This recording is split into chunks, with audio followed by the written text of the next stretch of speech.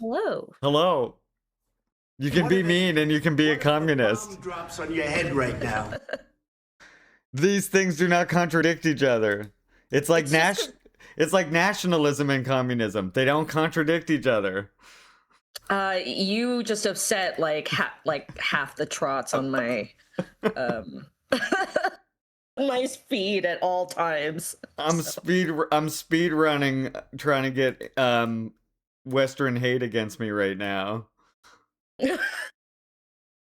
um yeah, Larry is too patient. Honestly, I swear to God, like I'll try to be patient and then, sometimes it's like personal cuz like I'm fucking Korean, so like when they're being racist, like I actually get mad.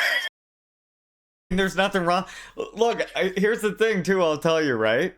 Lainey, being a woman and mean and commie especially is basically destroying the patriarchy and capitalism all at once. So think about that, first of all, right? Sure. Another thing that I'll add about mean girl communism is Stalin. Stalin was a mean girl communist, and he even admitted and was proud of it. Like because Yeah. there was the letter where it was like, yeah, I heard that there was a letter written about me where I was mean to Lenin's wife, and he was like, I am mean to people who mistake the national question. Maybe you should get somebody nicer. Maybe you should elect somebody nicer. Maybe that is what you Sorry. need. And someone with a Sorry gentler you're hand right wrong. now. Like like seriously, I'm sorry you're just wrong. Yeah, I swear to God, like people piss me off. Like and it's like I try not to talk out of my ass. So like I basically only talked about the DPRK and people are still like, "Oh, well that's not true." Like okay, like please tell me what books you've read cuz if you haven't even read Susie Kim, like get the fuck out of my face. Yeah. Like I mean, bye. these people haven't even read like Bruce Cummings or any, like, not even the most Yeah, liberal yeah, authors yet. yeah, the libbed out ones, yes. They're people who watch like History Channel or like Yeah. Discovery Channel, and they've seen like the Kim Dynasty, like Oh 80 God, years National of pain or Geographic, something. fucking National Geographic does these like, oh, the inside the dark legacy of the Kim family, and it's like, oh God, like I miss when you guys were just doing fucking nature stuff like that stuff was okay. But yes, Manti, Everyday Life in the North Korean Revolution 1945 to 1950 Yeah. is an incredible book, and I like have it on my shelf somewhere, and literally when someone argues with me on Twitter, I will sometimes just go up to my shelf, pick that book up, and then just like take a picture of the relevant thing and be like, you're wrong. So yeah, yeah. Yeah. I want to talk to her like so much. Like oh my god, I have like a crush a little I bit. mean, So I don't blame you. Among Women Across Worlds is meticulously researched. It is like oh, it's so good. Okay, wait, one sec. Am I gonna get it? Yes, I'm gonna get it.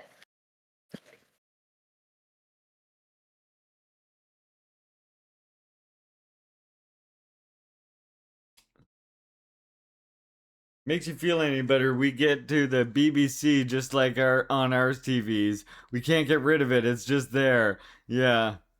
Get rid of what? The anti DPRK propaganda. Like Oh yeah, Transfox Girl, the new COD. Yeah, I did have like a bit of a uh, I don't know. I was just like, cool. So like, not only are you fucking just doing a yeah, what? genocide.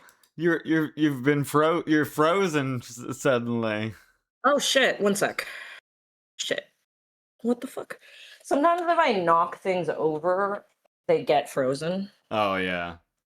Because I have the best technology.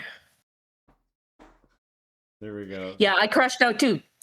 Because like well, and I was also laughing. So I tweeted about it, and some of the responses made me laugh really hard because there are people like, well, now I'm gonna get it. And it's like, okay, like, is that supposed to own me? Yeah. Like, am I supposed to be owned by the fact that you said that you're gonna like play a terrible video game that's basically like a reskin of every other game that came out? Like, I mean, it's anyway. gonna make, you know, the ridiculous amount of money that fucking, what kind of game is, it's like the Xbox, I don't know what kind of game that, who makes them, but. Is it EA? No, Do, Activision? yeah, something like that. Whoever makes it, Yeah. like, they'll make tons of fucking money. What are you buying it gonna fucking do? You know what I Yeah, mean? exactly. Like, oh no. Yeah, God forbid. I don't fucking care. And the other thing that was really funny about that was people being like, wait, why do they have female North Korean soldiers? Like, this is just wokeness. I'm like, female North Korean soldiers exist Yeah. and they could end your existence. Like, the real shit though. We They literally have could an literally emote for fucking end that. you. God damn Yeah, it. exactly. Anyway, I got up because I wanted to show y'all this book, which is beautiful, From Among Women Susie Across Kim. Worlds, from Susie Kim. That's right. Um, just to let you know, like how meticulously researched her books are. Like just this. Sorry, fuck. I'm so clumsy. Just this is like the sources. Yeah. Like a Yeah. Grover Fur book. Yeah, exactly. Yeah. Same with the everyday life in the North Korean Revolution. Yeah, Same thing. I think that's the one I saw Virgo was reading from, on the weekend. Oh yeah? Yeah. Awesome. Yeah, I saw Virgo was reading that out loud. Make sure you follow Virgo. Yes. I think I am following Virgo. Yeah, I mean I go back to this book a lot, but then also I just get sad. Like I read this book and I get sad. I'm like, this is what they took from you, you know? Like it could have Yeah. been Well, one. Could have been one tell me thing. about it. Yeah. Yeah, this is what they fucking took from me, bro. Okay. So, What have we got uh today? y'all remember what happened last time? Last I know it's been 2 weeks, They went but to the prison camp, right? Yeah, yep. okay. So They, they went to the demon of Yodok was following them around or something somewhere, and then eventually they get on a bus and didn't know where they were going, and then realized here we are at Yodok now, yep. basically. And they were given this orientation, and during that orientation the comically evil guy, the commissar or whatever, Yeah, yeah. stabbed some Evil lady in the neck. commissar. Yeah. So yeah, some lady just got stabbed in the neck. Yeah. Shit's happening in Yodok. That's what Yodok happens in City. North Korea. Yeah, that's right. With a sword, Yeah. because you know that's how backwards they are. Yeah, that and public executions, just everyday Yep. things. Yep. Oh Apparently. yeah. Oh yeah. They talk about them. Okay. So here's one of the things I've done after the last session. I highlighted the shitty descriptions so I can skip them. We've learned our lesson from the last time. We realized that a lot of the book is fluff, so now Julia has taken on even more work and has eliminated the fluff. I have edited this more than it was edited before, like to go to publication. So Oh yeah. my god. Yeah. But I will read some of the worst offenders, I think. Okay, yeah. Yeah. Okay. So the last chapter ends with Colonel Wan stabbing some old lady through the throat. And of course the chapter begins right like after that, because this author doesn't know how to like transition between chapters. Or what Um, chapters mean. Yeah, exactly. I swear they just like choose an arbitrary point and then they're just like, all right, that's one chapter, and then start it again. So they're all watching, and she says like the thick blood trickled down the steely tip sticking out from the greasy hair curtain at the back of her neck. Like The that's greasy kinda hair mean, bro. curtain. Like, sorry, you're judging her? You're fucking judging her? So they're watching this.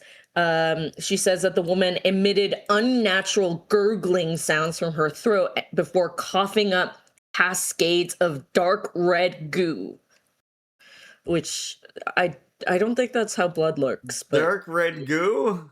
yeah, I like, is blood like the consistency of goo? What is dark red goo? I don't know, man. Cascades. Yeah, I swear to God, Cascades it's of like, goo. yeah. Everybody in chat, I want you all to close your mind right now and please imagine cascades of goo, please. Please imagine glue cascading from your neck. Sort of like a Charlie Kirk situation, actually. If you, blood is darker and gooier. it's sort of like a Charlie Kirk situation if you think about it. I don't know how many of you saw that footage, but that could have been something like a gooey expulsion. You know, I'm just saying that was like a cascading goo. Stable. He's Please, stable, God. though. He's been stable for over a year now. Anyway, and then there's like all this, and at one point she describes the blood as foamy, which again, like, have you ever seen blood before? Like, what the shit?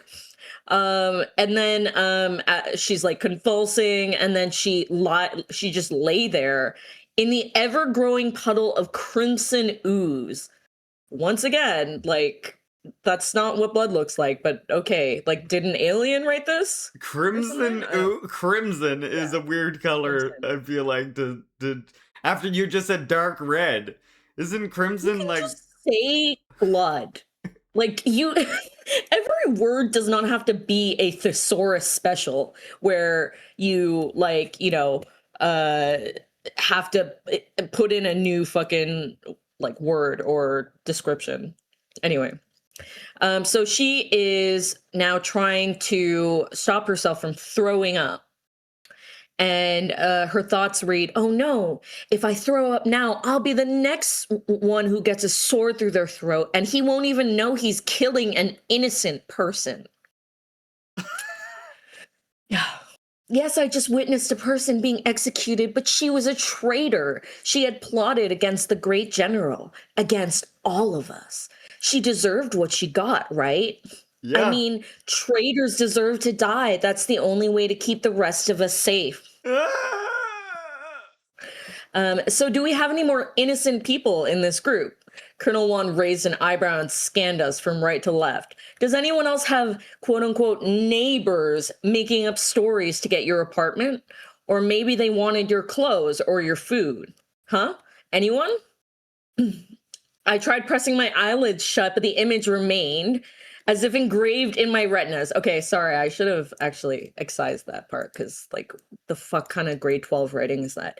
Anyway, and then she's looking in the blood, and she also thinks about the girl that she fucking Tanya Hardinged, like lying there with her like leg broken and stuff. The whole reason why she deserves to be in this position in the first Yeah, probably. place. Yeah, for real.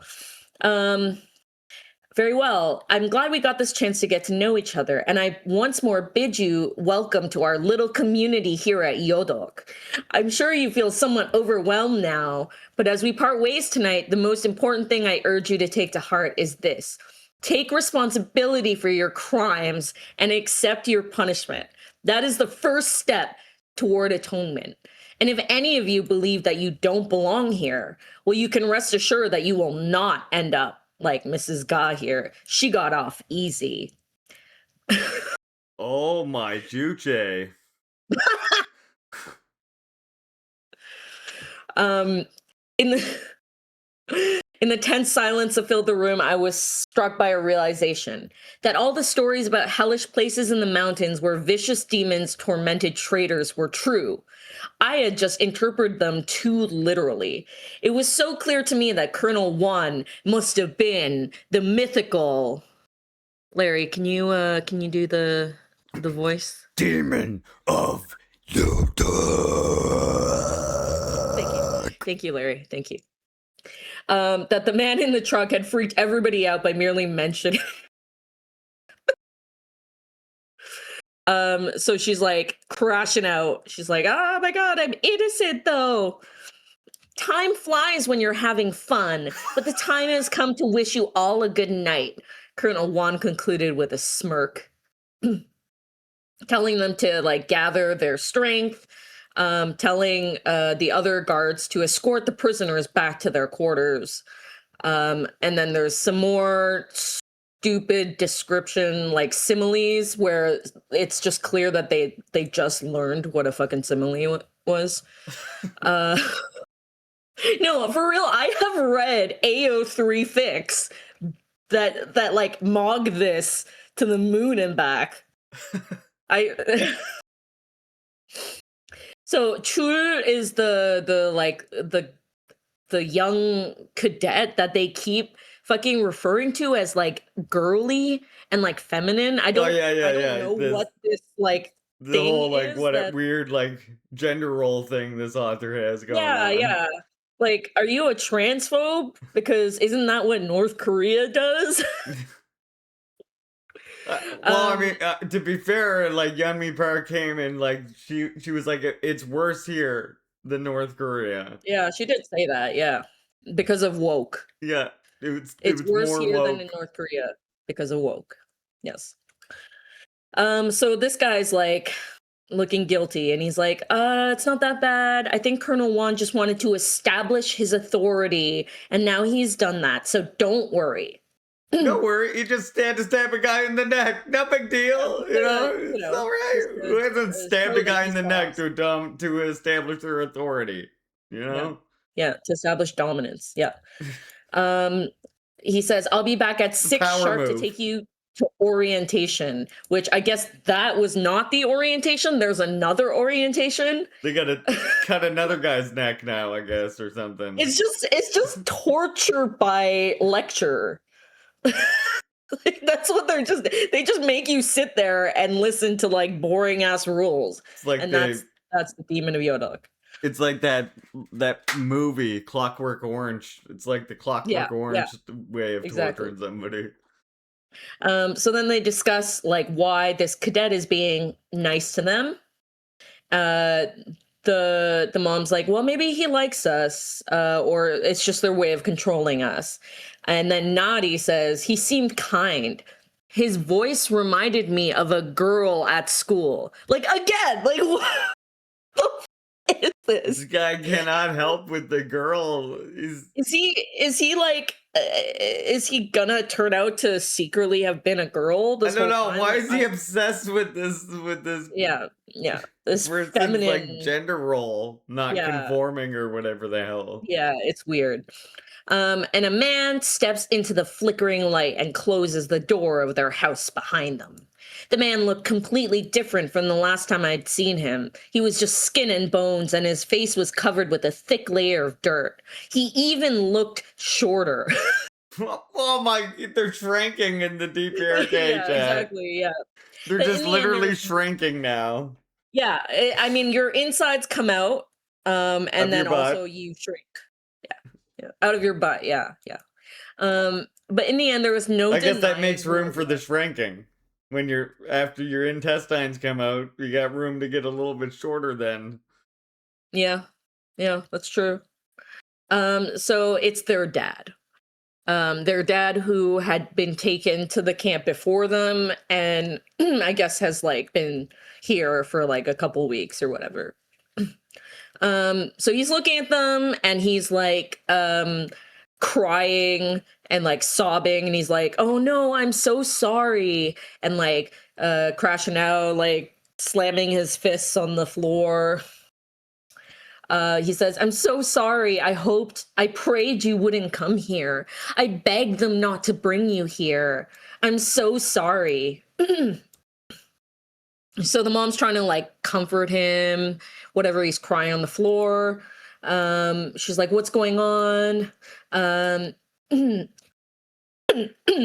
he's stuttering between the sobs. Oh my God, I need like something to like make me not choke on this horrible prose. The prose is getting caught up in her lips and stuff, chat. Yep. Yeah, seriously. I messed up. I'm so sorry. I never thought it would come to this. I never thought that they would do this. I was trying to save Chosun, to save all of us. People are dying. I had to stop it. He starts crying again, staring at them from the other side of the fire. So Nari and her mom are like trying to like comfort their dad. And this bitch is literally just sitting there across the room, like not moving. A new feeling began to challenge the relief that had washed over me just a minute ago. My father was alive. We were together as a family again. But this new feeling still kept growing stronger. He just confessed. He's the reason I'm stuck in this hellhole and not at home getting ready for my ride to join the other gymnasts. He's the reason I just witnessed a woman being executed. He did this to me. Tears of rage streaming down her cheeks. She says, what have you done? She snarls through gritted teeth. 3 pairs of eyes instantly landed on me. Anna and mom started, but I cut her off. And she's like yelling at her dad, who's like starving and crying because that's how empathetic she is. So her mom's like, okay, back off. Like, we'll talk in the morning. We have plenty of time to talk about that. Your father is alive and we're all together again. Let's just cherish that for tonight. And she starts screaming. Cherish what? Cherish that we're together in this hellhole? Cherish that we've just witnessed a woman being stabbed to death and we had to continue sitting in a pool of her blood? God. Cherish that Colonel Juan more or less promised that we'd never leave this place alive? I'm a professional gymnast in the great general's national gymnastics team. All caps, I don't belong here. Huh. Shows what you know. Shows what you know. Whole teams get sent to the gulag when they don't perform well, is what I've heard. Her dad is like crying on the floor and she's like yelling at him. So you old bastard! Yeah, and saying like, you ruined my life. Like, holy fuck. Jesus. How dare you get prosecuted by this nightmare dystopian state or whatever that we live under. You old motherfucking bastard. And it's her dad that she's, again, referring to by his full name, which, again, weird. So she all caps screams, why did you have to ruin my life? Yeah, this is just like having a terrible. This is like just having a kid that's like extremely difficult to deal with. He's the worst kid in the world. Yeah. What were you just like? What did I do to deserve this? Yep. So she stomps off to her room, I guess, her bed. And she's like crying and thinking like, talk to Colonel Juan tomorrow. Or maybe his superior, the general. He'll see that you don't belong here. And you'll be on your way home before noon, this time in the back seat of a comfortable car. No, they won't care that the 3 of us is innocent because one of us isn't. One of us carries the disease. What's the disease? Being a traitor, I guess. Liberalism. Yeah. Yeah, well. Carry the disease of liberalism. Well, you know. I'm just saying, I might support liberal people getting re-educated on liberalism. That's all I'm thinking, you know? I might support that. I'm not saying the sword to the neck, but, you know, that's just an anecdote, right? So we can't take that as, like, being wholly true. Unconfirmed. She was sitting in Unconfirmed. tomato sauce for all we know. Yeah. So it's the next morning, chapter 18. And she's being a dick to her family as always. Her sister's like, "Good morning, big sister," and she's just like, "Good morning." Yeah, she's mad as hell.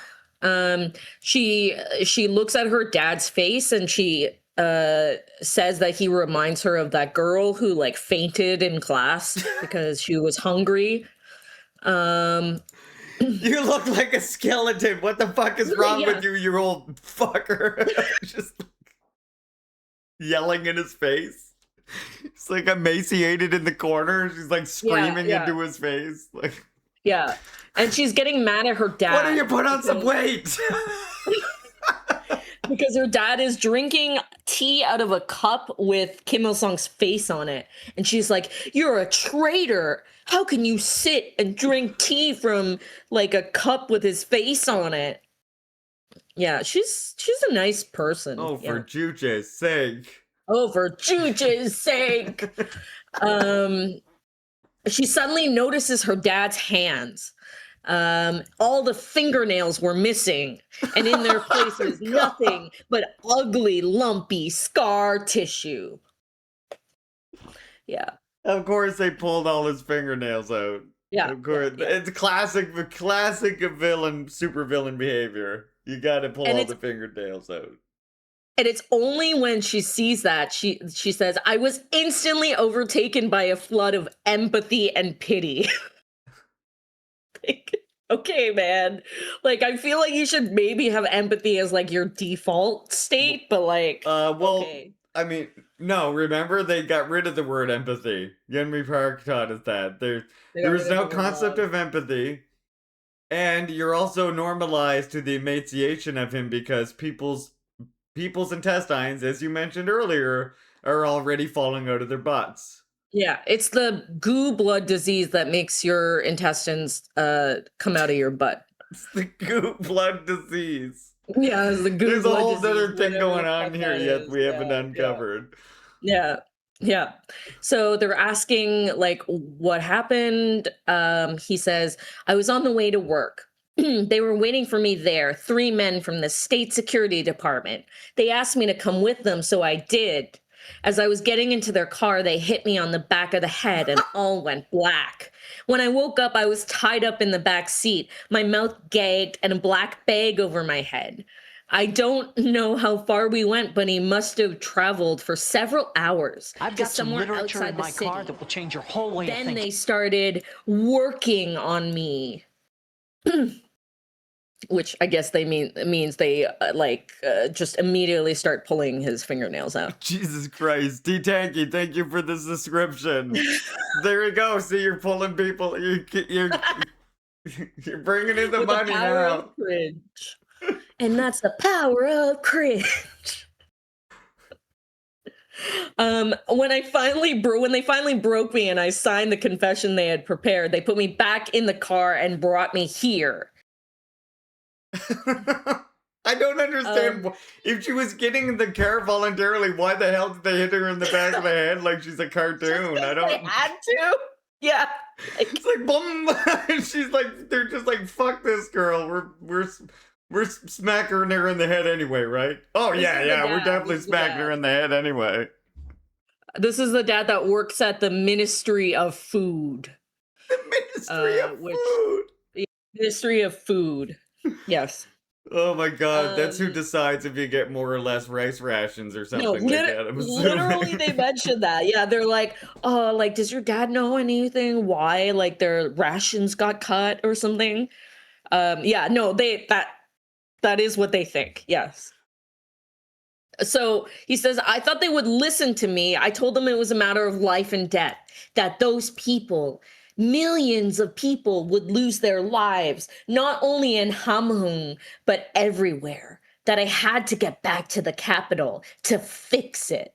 So the city keeps coming up like in this narrative.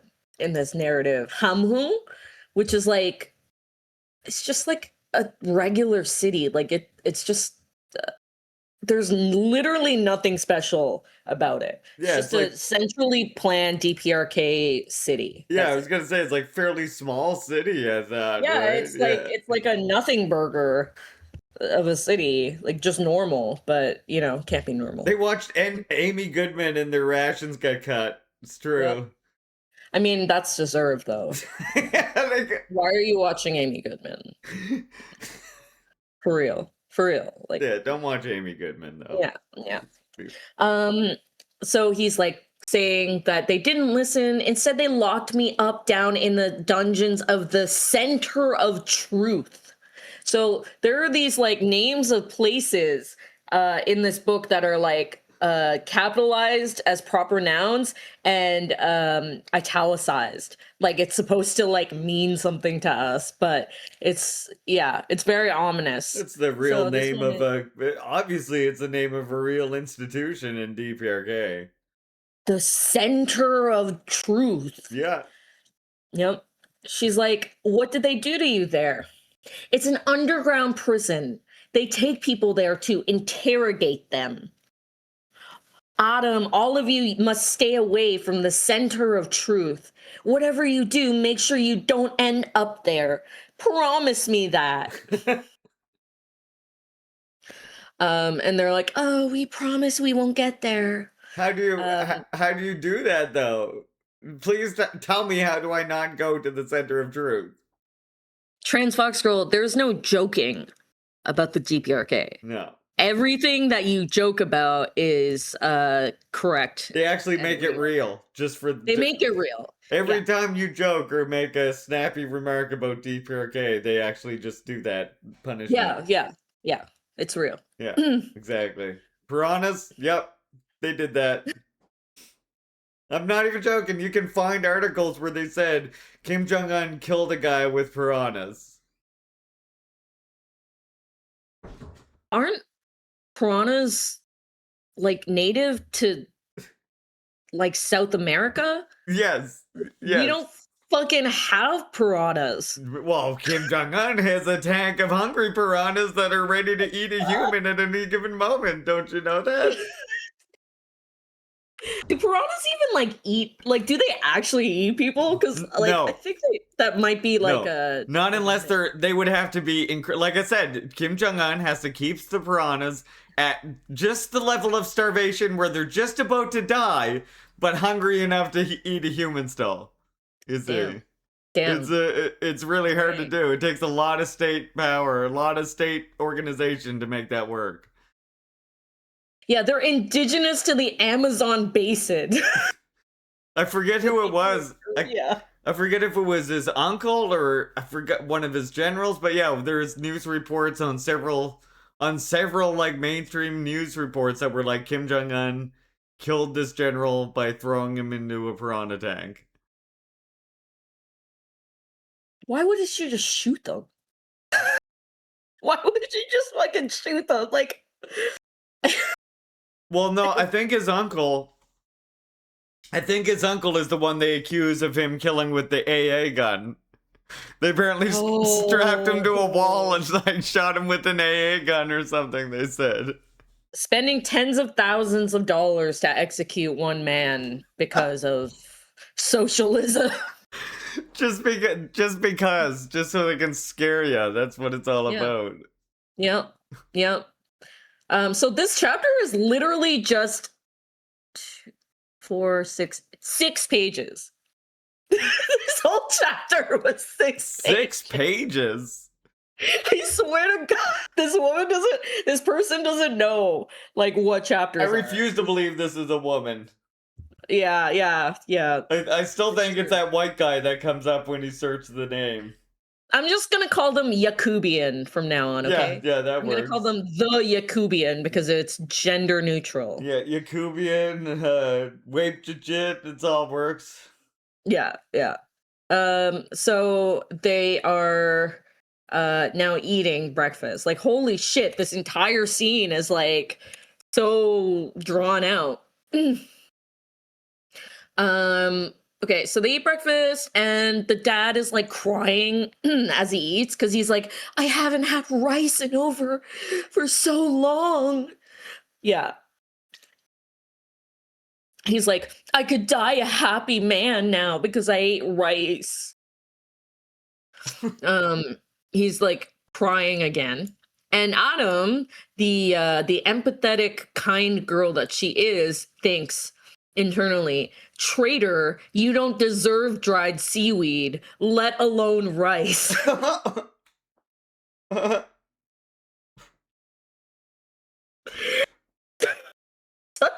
Piece of shit. All right. No rice for you. Yeah, yeah. A lot of this is just her, like, again, being shitty to her family. Her dad, like, stops eating halfway through the bowl and, like, gives it to Nari because Nari's sick. But that just pisses Autumn off even more. Yeah, She's and a they're like, horrible. Yeah, I mean the funny thing is how like I mean like Juliet did last time how she read how like the author even explained like or felt the need to explain like you're not supposed to like this character. mm-hmm. Like you fucking written a bad book when you gotta explain how you're supposed to interpret a character in the book. Again, this, you don't need to know any of this shit other than the fact that she's crying again and saying, like, I don't belong here, I'm innocent.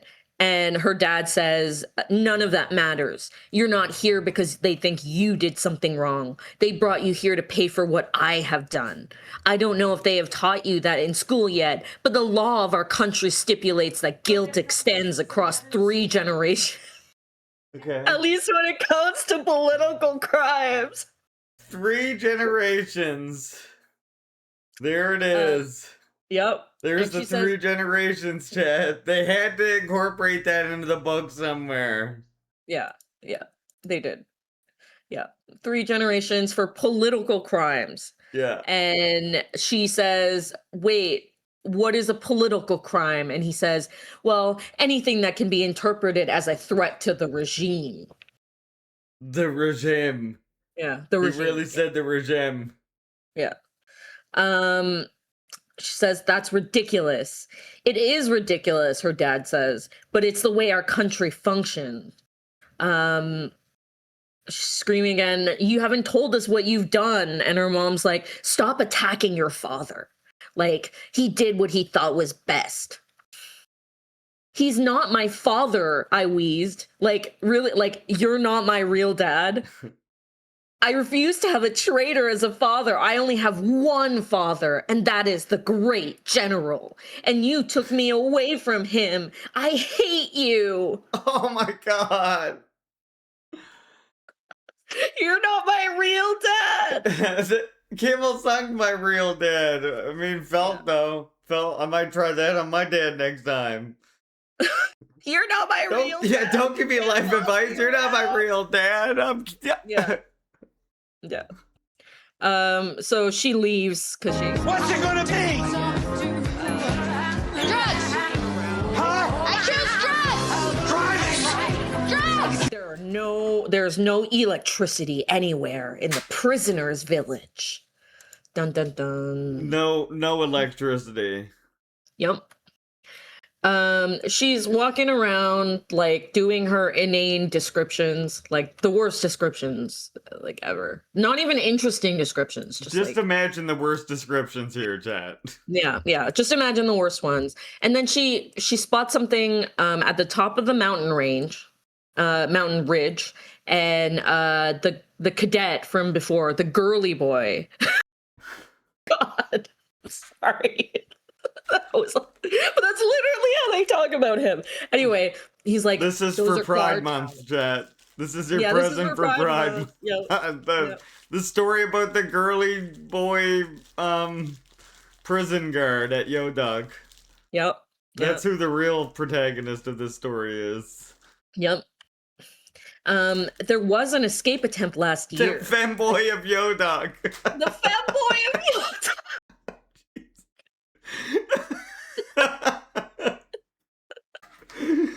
Oh god. That's taking me out. You slayed too hard.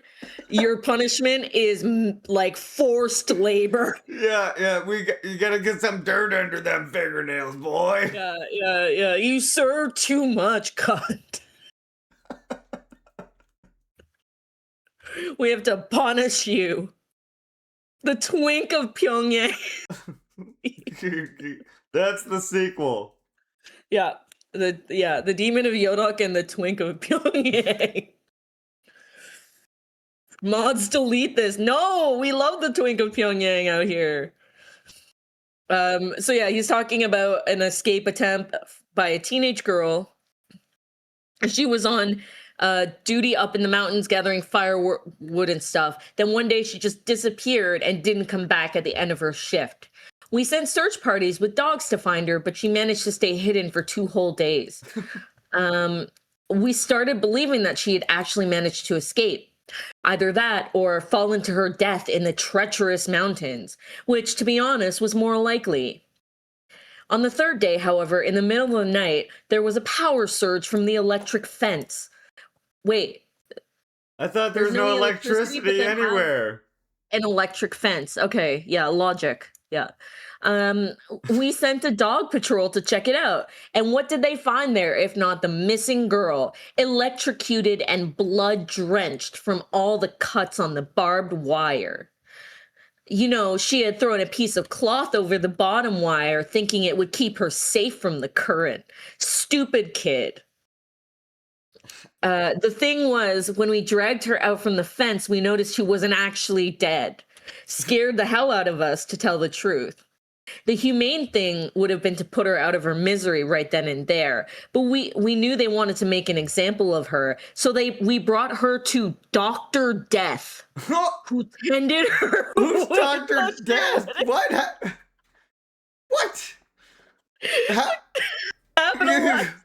Dr. Death. We called up Dr. Doom to come and fucking have a look at this person. Yeah.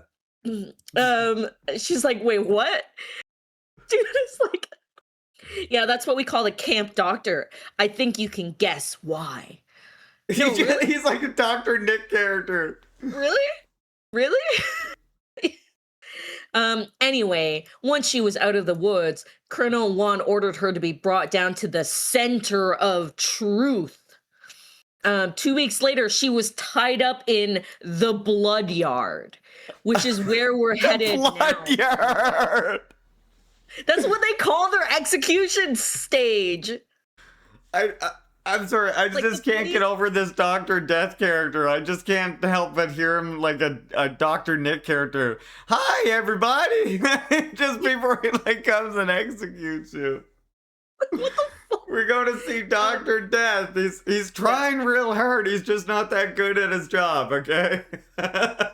He's just a little, not great. He's a butcher. Man's a butcher. Yeah, you could say that. Yeah. He's trying though. The blood yard. Remember that? Yeah, that's where Dr. Death does his work. Where in the middle of the camp where I guess they do the public executions. Yeah. Yeah. In the blood yard. Which is where we're headed now, by the way. It's giving her the tour. I remember the moment they removed the bag from over her head. She hardly resembled a human being anymore, and that was the end of it. That hadn't been the first escape attempt, of course. Many had tried before her and failed, at least in recent times. But there was one that made it out and was on the loose for a couple of days, about 10 years ago, long before my time. But his fate was worse than anyone else's in here. You can trust me on that. So if you don't want to meet the same fate, I advise you to take all of those ideas that are forming in your heads, bundle them up, and kick them right out. However, if you do want to try your luck, by all means, go for it.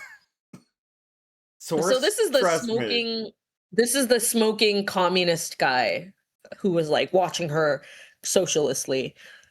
Corporal Lee. And then the girl, the Twink of Yodok interrupts and he says, "Cut it out, Changmin. He said with his soft feminine voice. Oh my Every god. time he talks, they have to talk about his voice. A moment later, we arrived in the blood yard, which again is capitalized in Italian. It's a real place. Yeah. In Yodok, don't you know? They seen it from the satellite images. Yeah, exactly. Johnny Harris knows all about it. Yeah, Johnny Harris can tell you about the blood yard. So the blood yard was an enormous courtyard enclosed by 3 standalone concrete buildings, 4 stories high, forming the shape of a U. The concrete was in the middle of the yard was a concrete wall about twice the height of a man that wasn't connected to the buildings in the U constellation. The concrete was damaged by what looked like bullet holes. Yeah, so I guess this is where they shoot you. That's where we do the executions. Don't worry, I'm sure you'll see one soon. We have them quite frequently. Maybe you'll even have a front row seat facing the execution squad. What the hell? Kind of funny as fuck though. Like he's just trolling though. And then the twink of Yodok says like, "Stop." And he's like, Corporal Lee is just exaggerating. The executions are rare. You're such a big softy. Corporal Lee threw his arm around Chul's shoulders again. Chul didn't resist. It almost seemed like he liked it. Oh my god. He's a secret gay, Chad. He's a secret gay. There you go. Are these two like hooking up? Is this Yodok Yaoi? Like, yeah, it's fucking. Oh my god. I gotta grab a drink 1 sec. You keep reading. Okay. We got bareback Yodok going on here. That's broke back Yodok. Brokeback Yodok. I wish I knew how to quit you, Changmin. Oh my god. Broke back Yodok. No, seriously, like every time I'm reading this, I'm just like, is this the writer's poorly disguised fetish?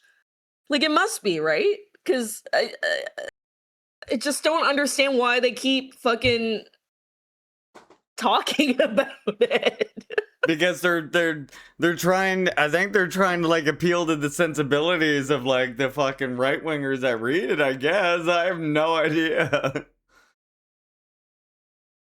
But then you would think but in doing that they might inadvertently like make them sympathize with the fucking DPRK.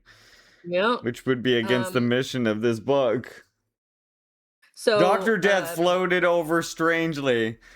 Quote, I've analyzed 14 million Pyongyangs. This is the only one with gender non-conforming soldier.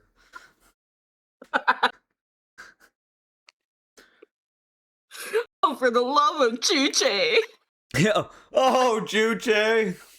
Oh, for Juche's sake. God. So these two are like, I guess, bickering. And her inner narrative is like, could these two be brothers? they make out passionately. Could these two be brothers?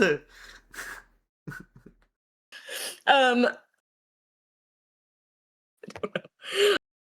don't know what's happening, man. I really don't know.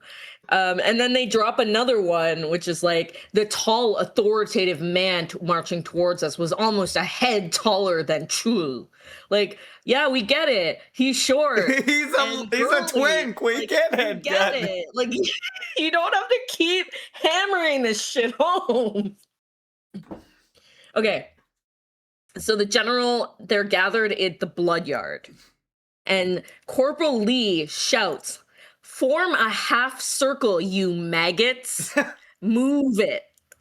So he's talking like a fucking drill sergeant in like An American drill sergeant in particular. You maggots! Yeah, and he sounds like the fucking drill sergeant from Full Metal Jacket. Like, I don't think people in North Korea call soldiers maggot.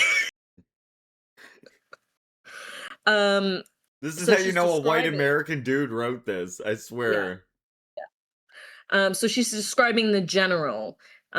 His right eye was completely white, or rather silvery, giving his face an almost demonic appearance. His left eye was a normal hazel brown color. But together with the silvery ghost eye, I felt like he was piercing into my bare soul. The silvery ghost eye. Okay, so she's describing a Korean man, right? Yeah. And she says that his eyes are hazel brown. What the hell is a hazel? Hazel is like kind of brown and green. Anyway, does this look like a hazel eye to you? Because I'm pretty sure my eyes are brown. Like, I'm pretty sure they're dark. Yeah. Like, what the fuck? Does this know what a Korean person looks like? Have they ever met a Korean person in their lives? Yeah, it's hazel, slightly green. brown. Okay, yeah. Like, I don't know. I don't know what the example would be, but yeah, slightly green brown. Handsome Sam has hazel eyes. Yeah. I do not have hazel eyes, and no Korean I've ever met in my life has hazel eyes. Yeah, a lot of colonized people, like even people who are mixed, like colonized people, like myself even, I find have dark eyes. Yeah, exactly. Exactly. The fucking Korean genes be strong, you know? Like, Salty. takes over that shit. You're here just in time to hear about the demon of Yodok and the Twink of Pyongyang. It's true. I've never met the monster of Yodok, so like I don't maybe I don't know anything actually. Okay. So he's General Ro. And he's the director of the camp. So he's the big boss. He's giving this orientation saying like, some of you have committed treasonous acts. Some of you are related to the person who has committed them. Just to be clear, it is of absolutely no consequence which scenario is true for you. Guilt is guilt.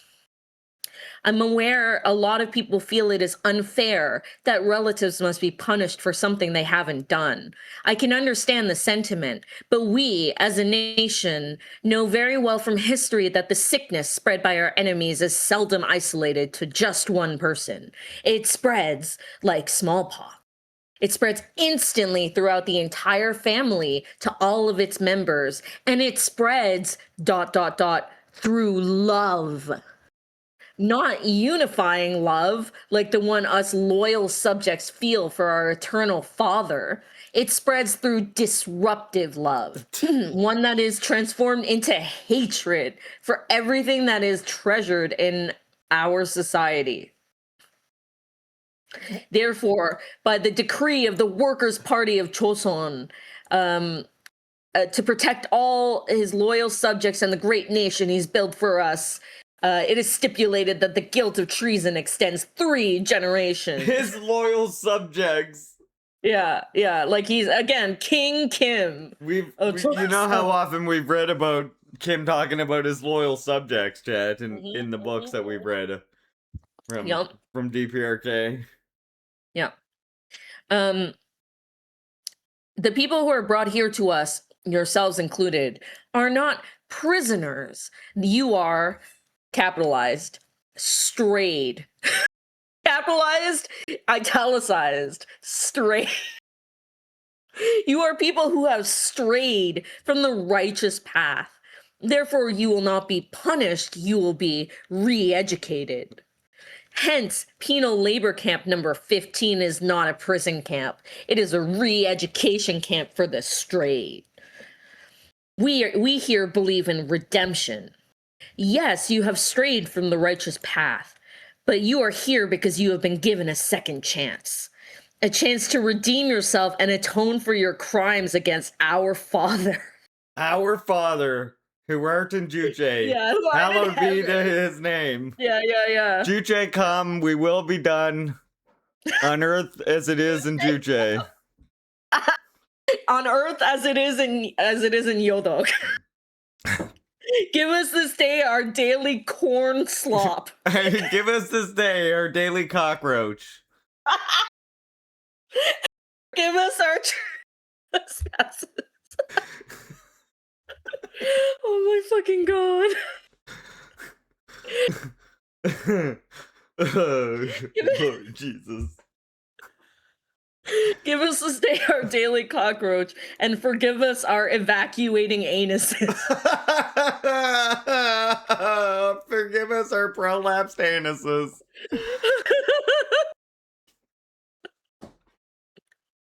Yeah, hail Yeonmis. Yeah. She had to say that every night before bed, chat, and you're laughing. Yep. From this day forward, you will have to prove your commitment to your ideological re-education through hard labor. Every day. As opposed to soft labor. When you have proven to have been reformed. So I think you mean reformed.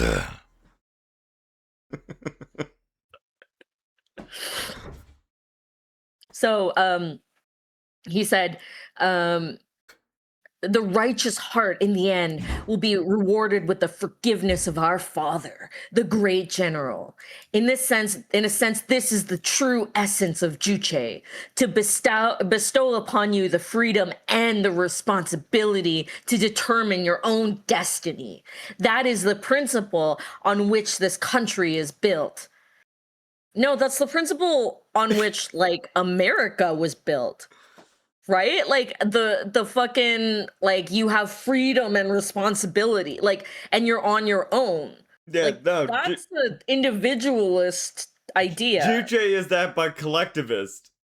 Yeah. You know what I mean? Like, it's like, if we come together and work together as a community, then you can control your own destiny, but not as an individual. Yes, the working class together can determine their own destiny. Yeah. If you're forsaken by the working class, though, you can't accomplish anything. That's like... Yeah. Exactly. So he's talking about they have to fulfill quotas every day for their work. And you have to attend weekly meetings of ideological struggle, which we've seen before.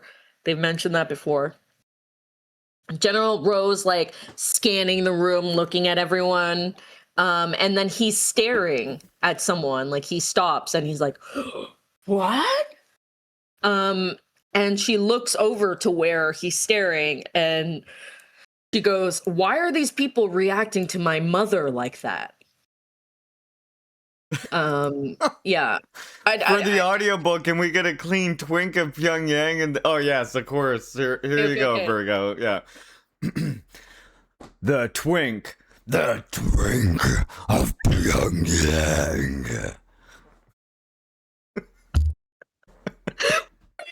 Good at that. What the fuck? Should have been a voice actor. Yo, no, you should have been a voice actor, dude. You should have been a death metal a death metal singer. To be fair, I was in a. Well, funnily enough, you said about Crimson. That's why I laughed when you said Crimson earlier. My high school death metal band was called Rusted Crimson. Just like the woman's blood in the cell. Okay, they're asking for the femboy of Yodok. Oh, okay. The femboy of Yodok.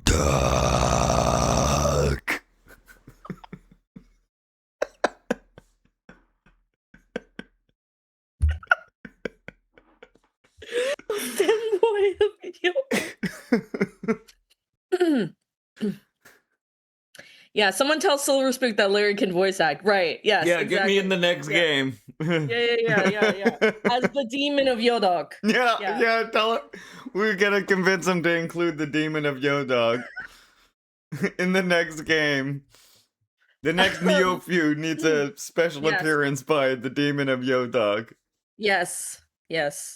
Okay, so he's like yapping, and then he says, I will give you over to Colonel Sword Neck Guy, and he will go over the 10 sacred rules. The 10 sacred rules?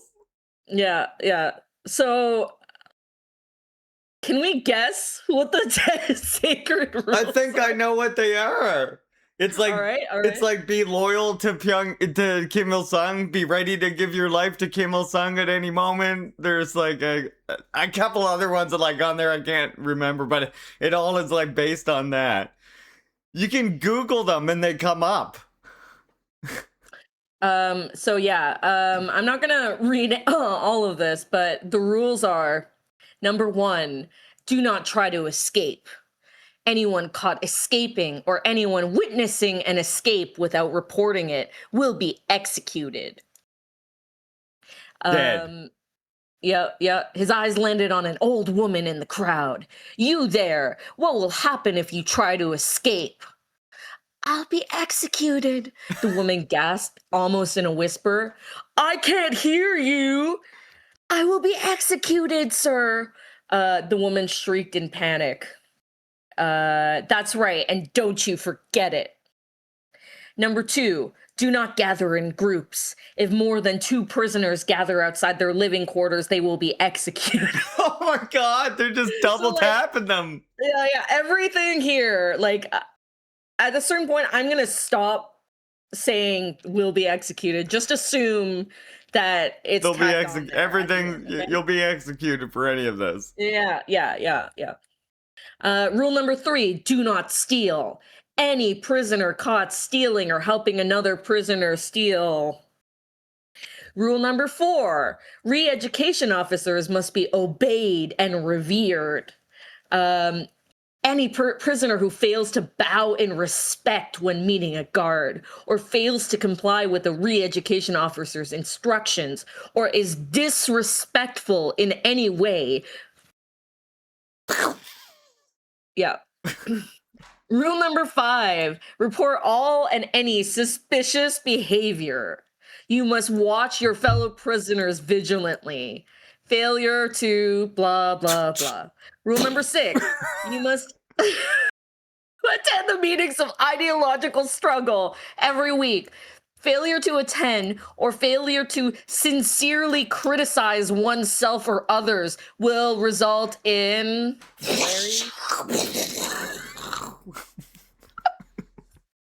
Thank you, Larry.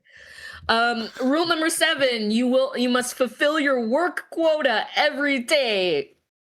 Failure to fulfill your work quota. Release the hounds! They're tearing me apart! Rule number 8, there shall be no intermingling between the sexes outside the workplace.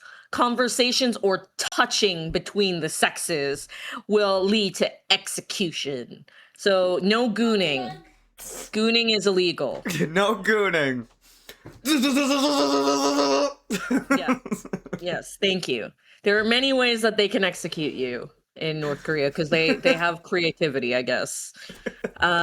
Number 9, you must genuinely repent your errors. Failure to acknowledge your sins will lead to...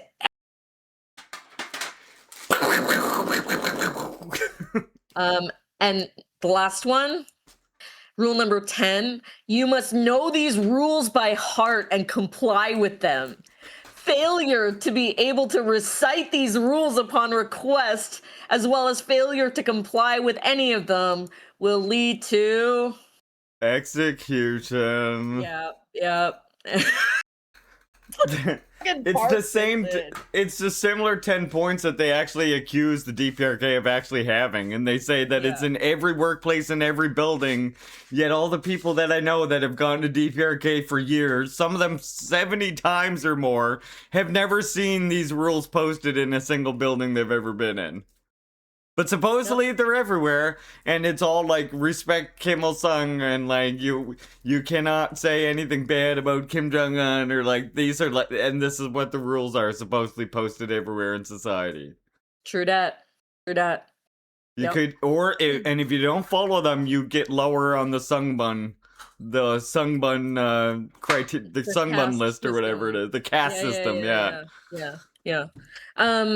Yeah, it's like that Bart Simpson clip where it's like, say the line, Bart, will lead to execution.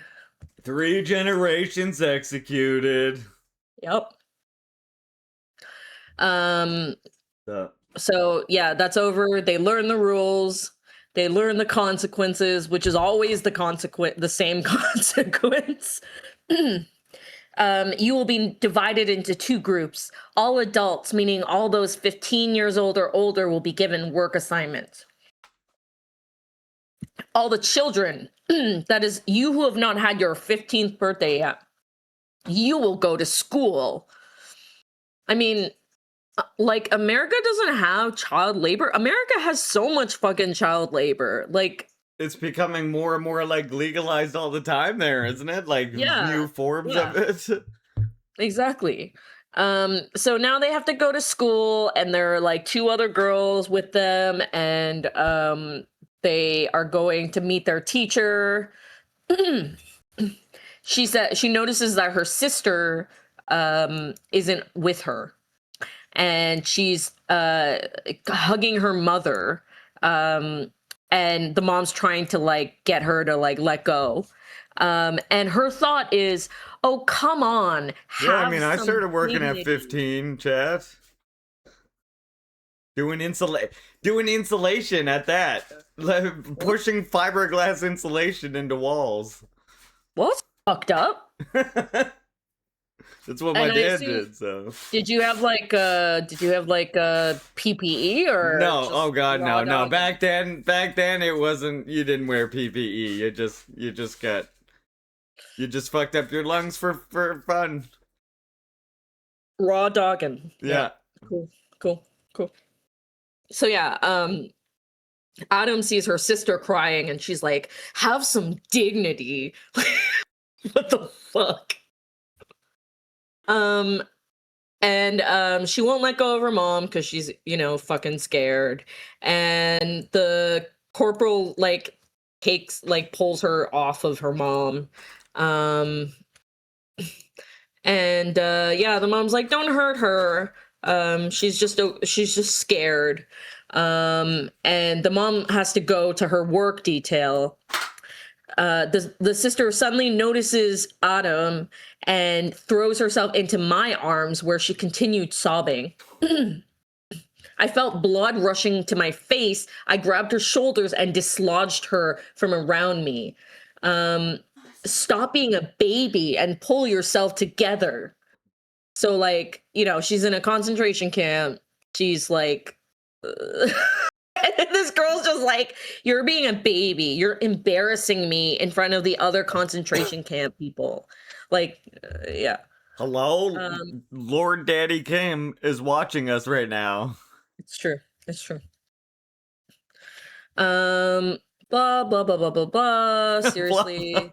No, seriously, it's just like... I love that for this book. What's the rule? What's the 4th rule? Blah blah blah, like she recites it and shit like that, etc. Like, I'm skipping like pages and pages here, seriously. It's just slop. It's literally just typing out words of nothing, constantly. I mean, at least my boy Victor Hugo had like a reason, which was because he was poor as fuck and he got paid by like the Yeah. or something. Like, okay, yeah, if that's it, then fine. I mean, that's guess. what this is basically, though, because like what they've got here is like the bullshit propaganda against DPRK stretched out into like a novel is basically what it is. You know what I mean? Like all like the list of 10 things, the 3 fucking generations of punishment.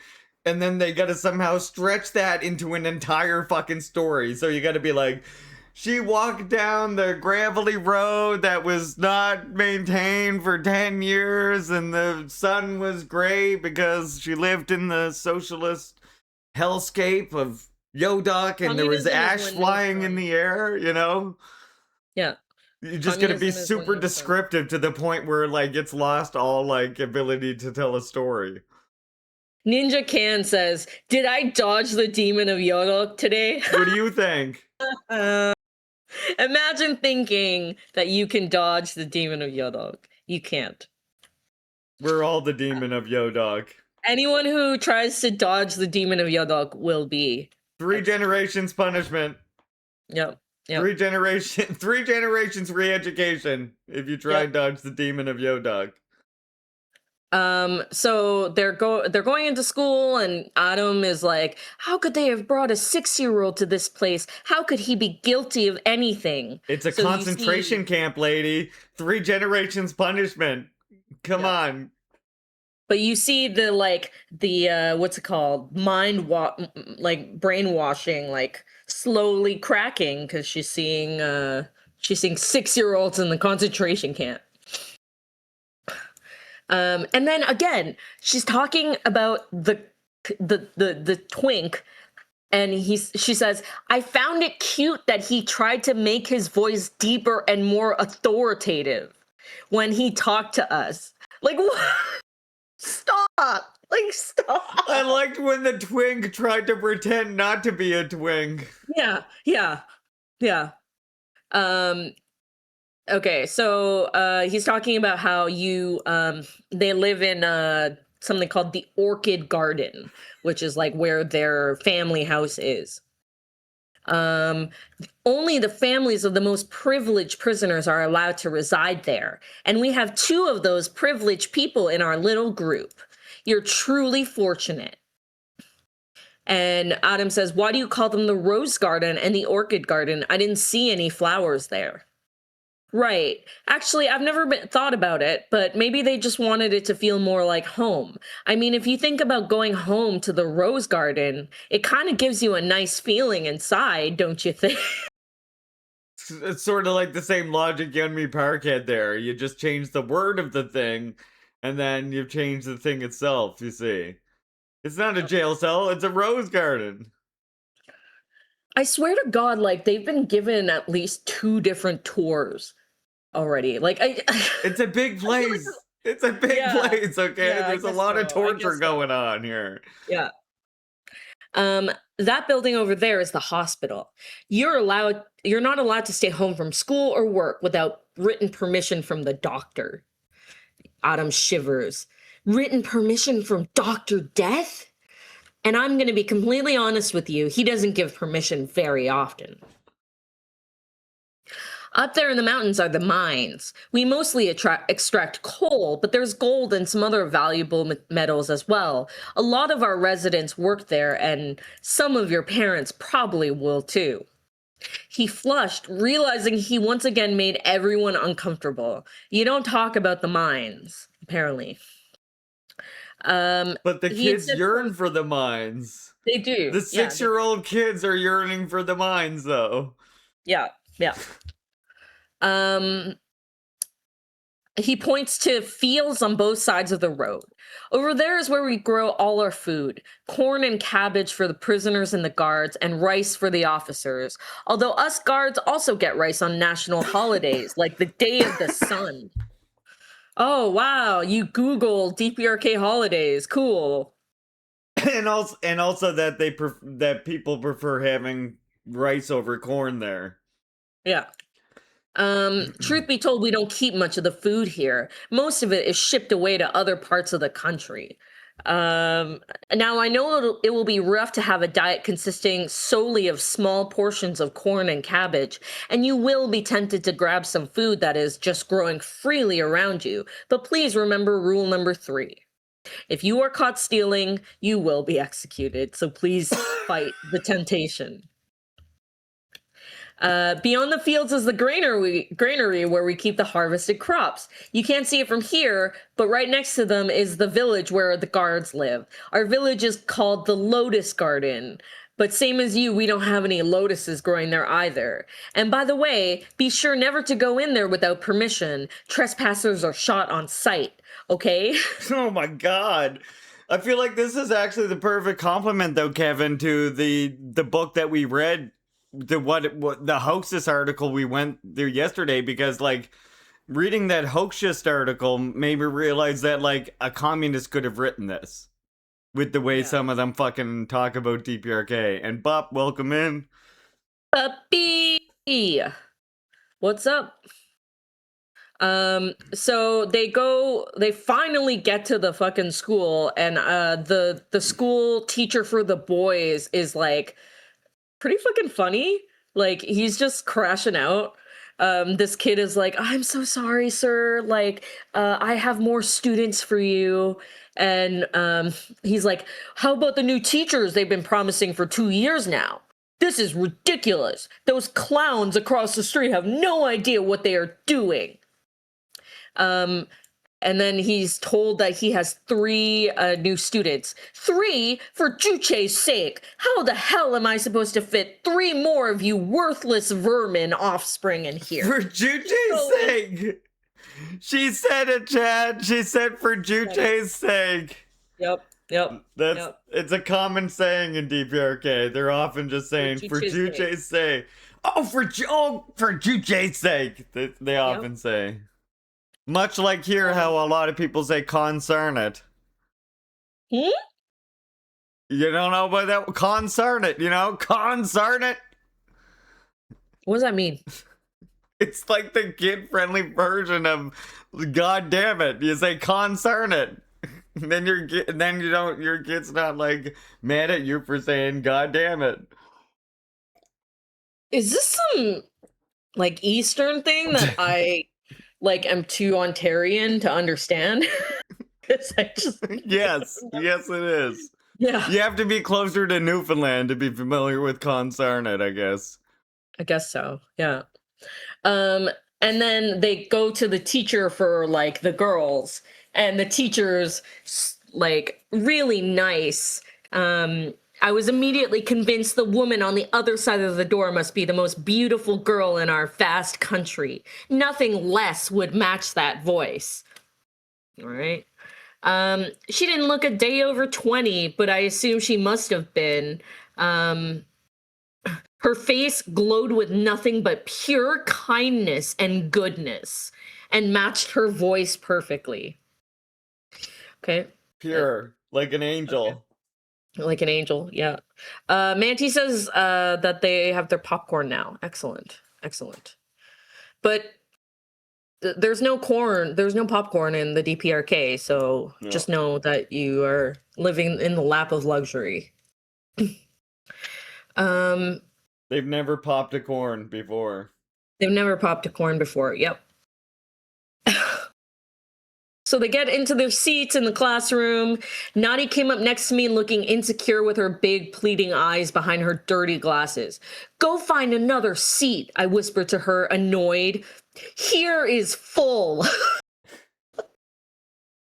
What a fucking jerk. Seriously.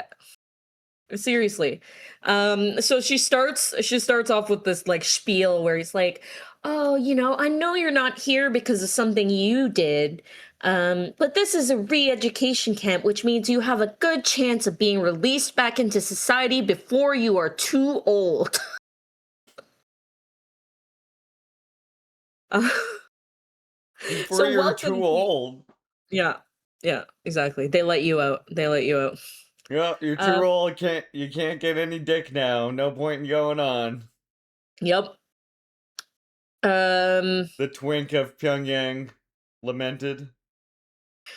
They also she makes them all introduce themselves, and she turns to the other kids that came in also and one of the girls says, "I'm 14 years old and I'm from Hamhung," which is the city that, like, it keeps coming up.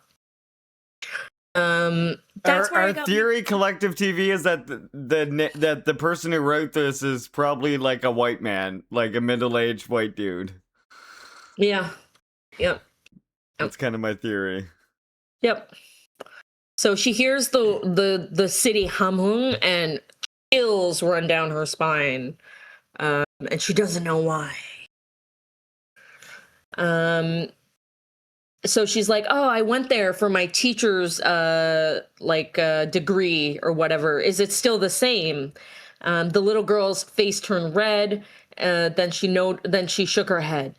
"It's changed quite a lot in the last couple years," she mumbled. "There's not enough food, almost no food at all, and people are there."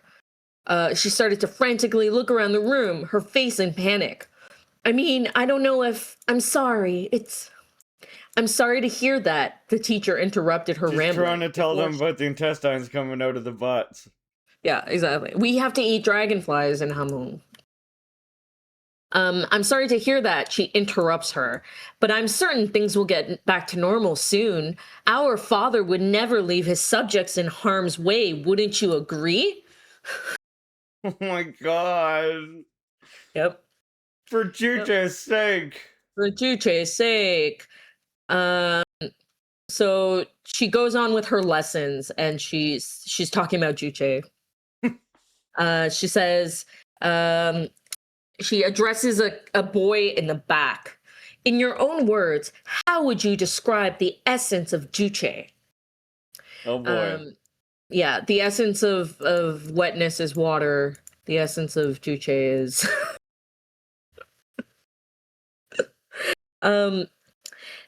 well, the great general designed the principles of Juche, which very simply means self-reliance, for us to be in control of our own lives and to understand that we can't rely on others to solve our problems. Juche gives us the wisdom and ingenuity to solve our problems better than anyone else could ever do. You're absolutely right. The principle of Juche teaches us to be self-reliant. Again, literally just read the fucking Wikipedia page and was like, "Oh, what does this mean?" And then just says, like, "This is what this is." I mean, that's not the essence of that definitely isn't like what I would say the essence of Juche is. Yeah. Like, self-reliance is like a conclusion of trying to like trying to have Juche, trying to establish Juche. I will be right back. I'm sorry. I have to go execute someone for breaking a rule, aka go to the bathroom. Be right back. The essence of Juche is independence, the struggle against all those forces which fetter humanity. That's the essence of Juche. Self-reliance. Literally, just like Julie said, just Googled it on the Wikipedia page.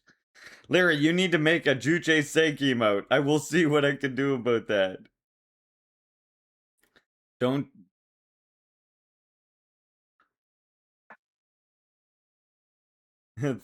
But 30-year-old white dude doesn't negate incel. Oh no, definitely that. I mean, not that I would ever use that as some sort of like slur or means to attack anyone, because that would be wrong. Of course. I was not pooping out my intestines. What the fuck? No. I had to turn my my camera off because my cat has this tendency to jump onto my desk and show everyone his butthole, and I was like, I don't need to like subject you guys to his butthole. So yeah. I'm so sorry, my cat is a freak. Okay. Where are we? Yeah. So Juche means you have to do everything yourself. DIY. That is the essence of Juche. DIY, that's Juche. That's Juche. Juche is like home improvement chat. Yeah, exactly. Yep, so there's some more bullshit about how like, oh, Juche means that only I can save myself.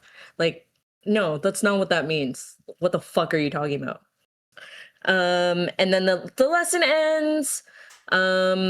And it's lunchtime, and she's talking about this Junha guy who's like the kid who was answering stuff about Juche, and she describes him as like handsome, like multiple times in this this short passage, which leads me to believe that this is like probably the love interest.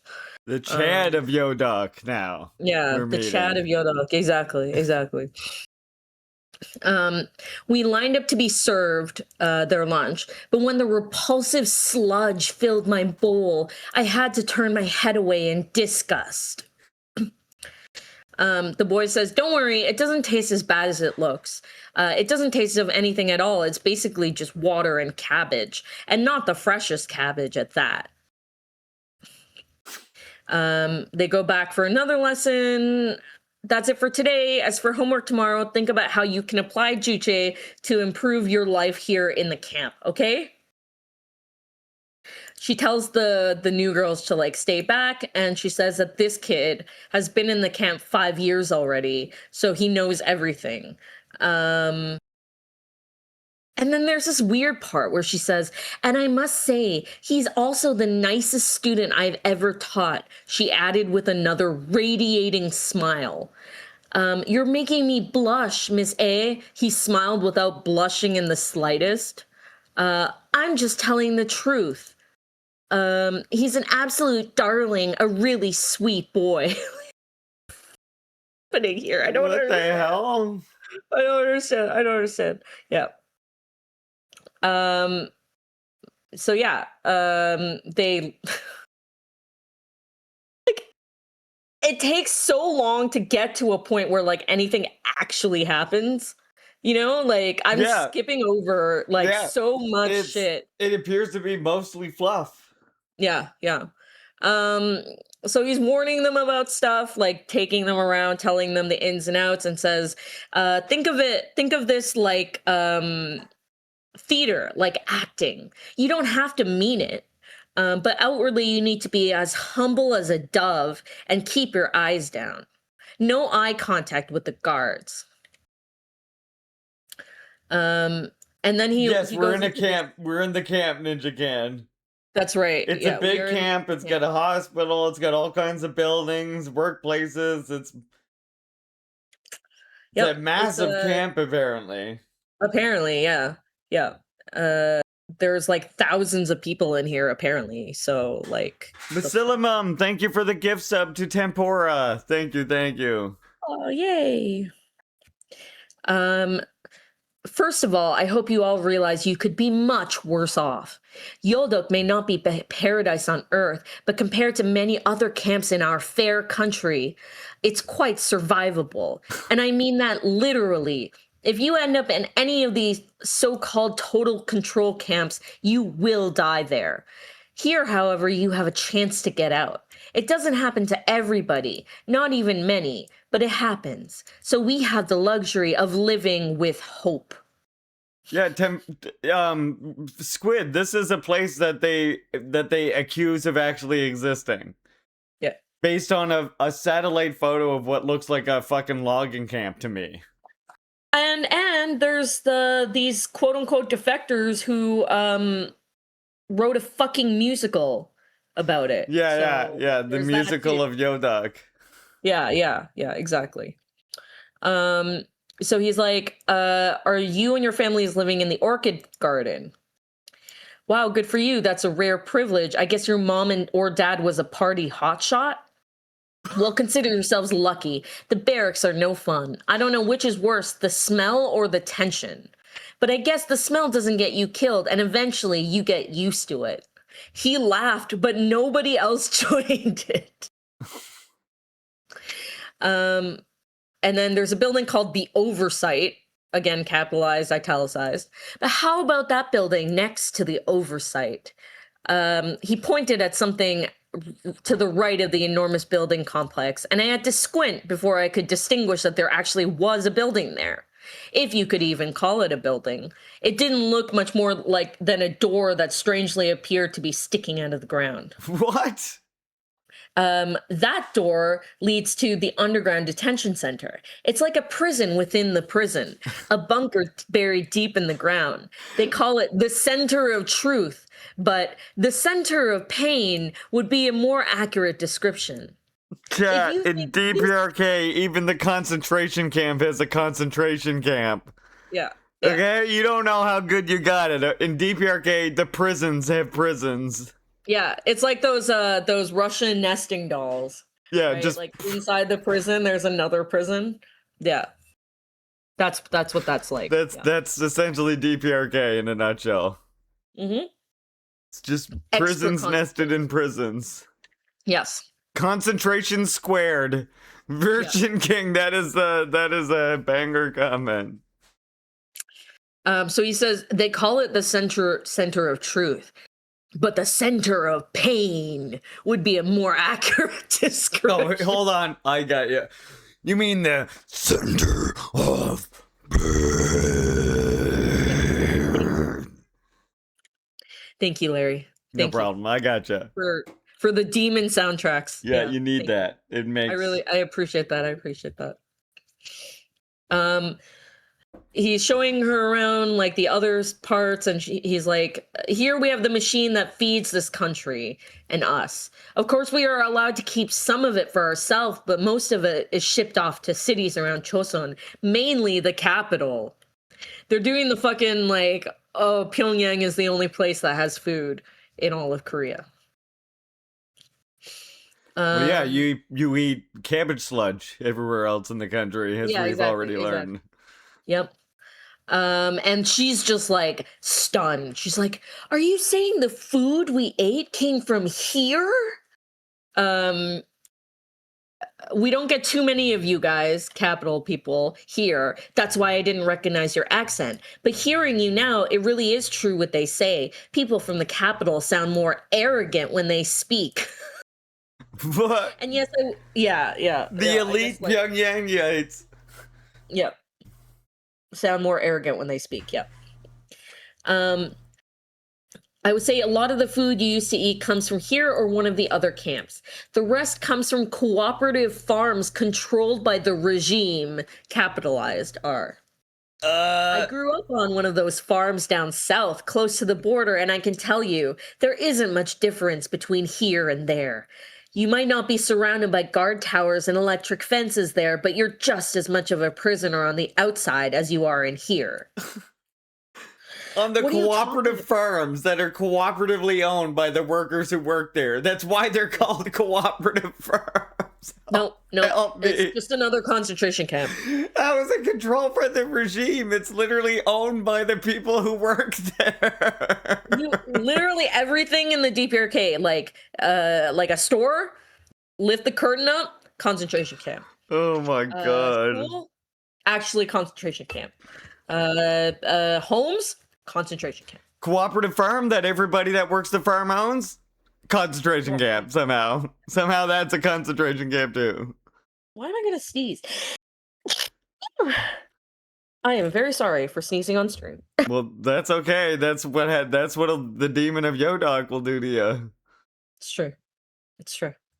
You're trying to get him out. Juche, you! That's so funny. Thank you. Yep. Juche. Yes. Juche, you. Yes. Juche, you. Yep. So she's getting annoyed with him because he's bad talking the regime. This is a place for traders. It has nothing to do with the rest of the country. I see. And how many parts of the country have you visited, Miss Capital? How many cooperative farms have you seen? How many farmers have you talked to? My cheeks were burning again, but this time not from infatuation. She's gooning over this guy, man. She's coming in her pants while she's trying to talk to this guy about concentration camps. Our school went to help farms with the harvest outside the city every year, and the people there were happy and free. I see. So the regime sent you to a farm of their choosing in the capital area, and it was nothing short of a paradise. Is that right? Look, you can believe whatever you want, but I lived my first 9 years out there on a real farm, and the last 5 years in here, and I'm telling you, it's not a huge difference. It's worse here. I won't argue that, but it's not a huge difference. So The what you're whole claiming- country is a prison camp. Yes. Yes. Now we've exactly. established it. Yep. So what you're claiming is that our regime, our eternal father, is treating our farmers in the same way as these low-life traders? Do you even hear how ridiculous that sounds? You can believe whatever you want, but I know for a fact whether you're inside these walls or on the outside, if you're not part of the capital elite, then you're a slave feeding the capital elite. It's as simple as that. Nobody is a slave in Chosun. Our society is the freest in the world. Yeah, that's what I was taught in school as well. Okay, I say we leave this discussion at that before we attract unnecessary attention from the guards. If you want to continue believing that everybody in Chosun lives in freedom and abundance, be my guest. But I bet you'll change your views after having spent some more time in this charming place. Yep. She's defending the regime. I'm charmed. Are you charmed? Chat, are you charmed? One in chat if you're charmed. I need to see who's charmed in here. Show of hands if you're charmed. Oh my god. Okay, so. Oh my fucking god. Okay, wait. I have to. Okay, so he keeps going. The chapter ends, but like it's not a chapter break because you know how it be with this book. He's like pointing at the river and he's like, yeah, that river provides us with fresh water.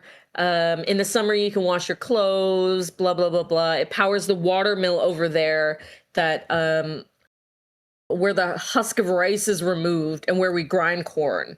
I hope you like corn because that's all you'll get to eat around here. That and cabbage. Yep, not much diversity, but if you want to add some items, more items to your diet, you can do what many others do and try to catch frogs and rats. There you go, the frogs and the rats. Yep. It's all the hits. Yep. And Adam's like horrified. Her thoughts are, do people actually eat frogs and rats here? I wouldn't do that in a million years. Not even if I was starving to death. Never. I would eat the frog, I'm not gonna lie. I would eat a frog. I mean, frog's like a delicacy in France, right? Yeah, give me They some don't even butter, have to then eat I'll that shit. They then I choose might to eat even that just eat it for fun, who knows? They eat it for fun, bro.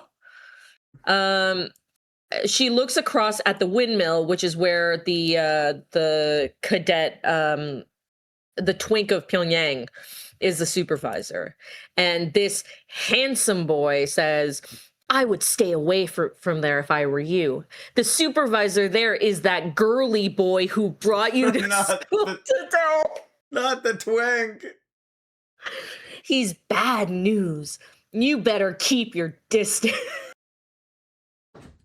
He's gonna turn the frogs gay. Yeah. He's gonna turn the frogs gay, and then you're gonna be gay, and then we're all gonna be gay. You're just And gonna turn then? the frogs gay, and then you're gonna lick the frog, and then you're gonna be gay, and then What someone then, will lick chat? you. What then? Everyone's gay? Gay for can everyone. how can they fucking function as a Next society? will if fulfill everyone's- Next, you'll be fulfilling Trump's prophecy. Trans for all. Everybody more transgender. Trans Everybody for get all. more transgender. Transgender for all. More transgender. Yeah.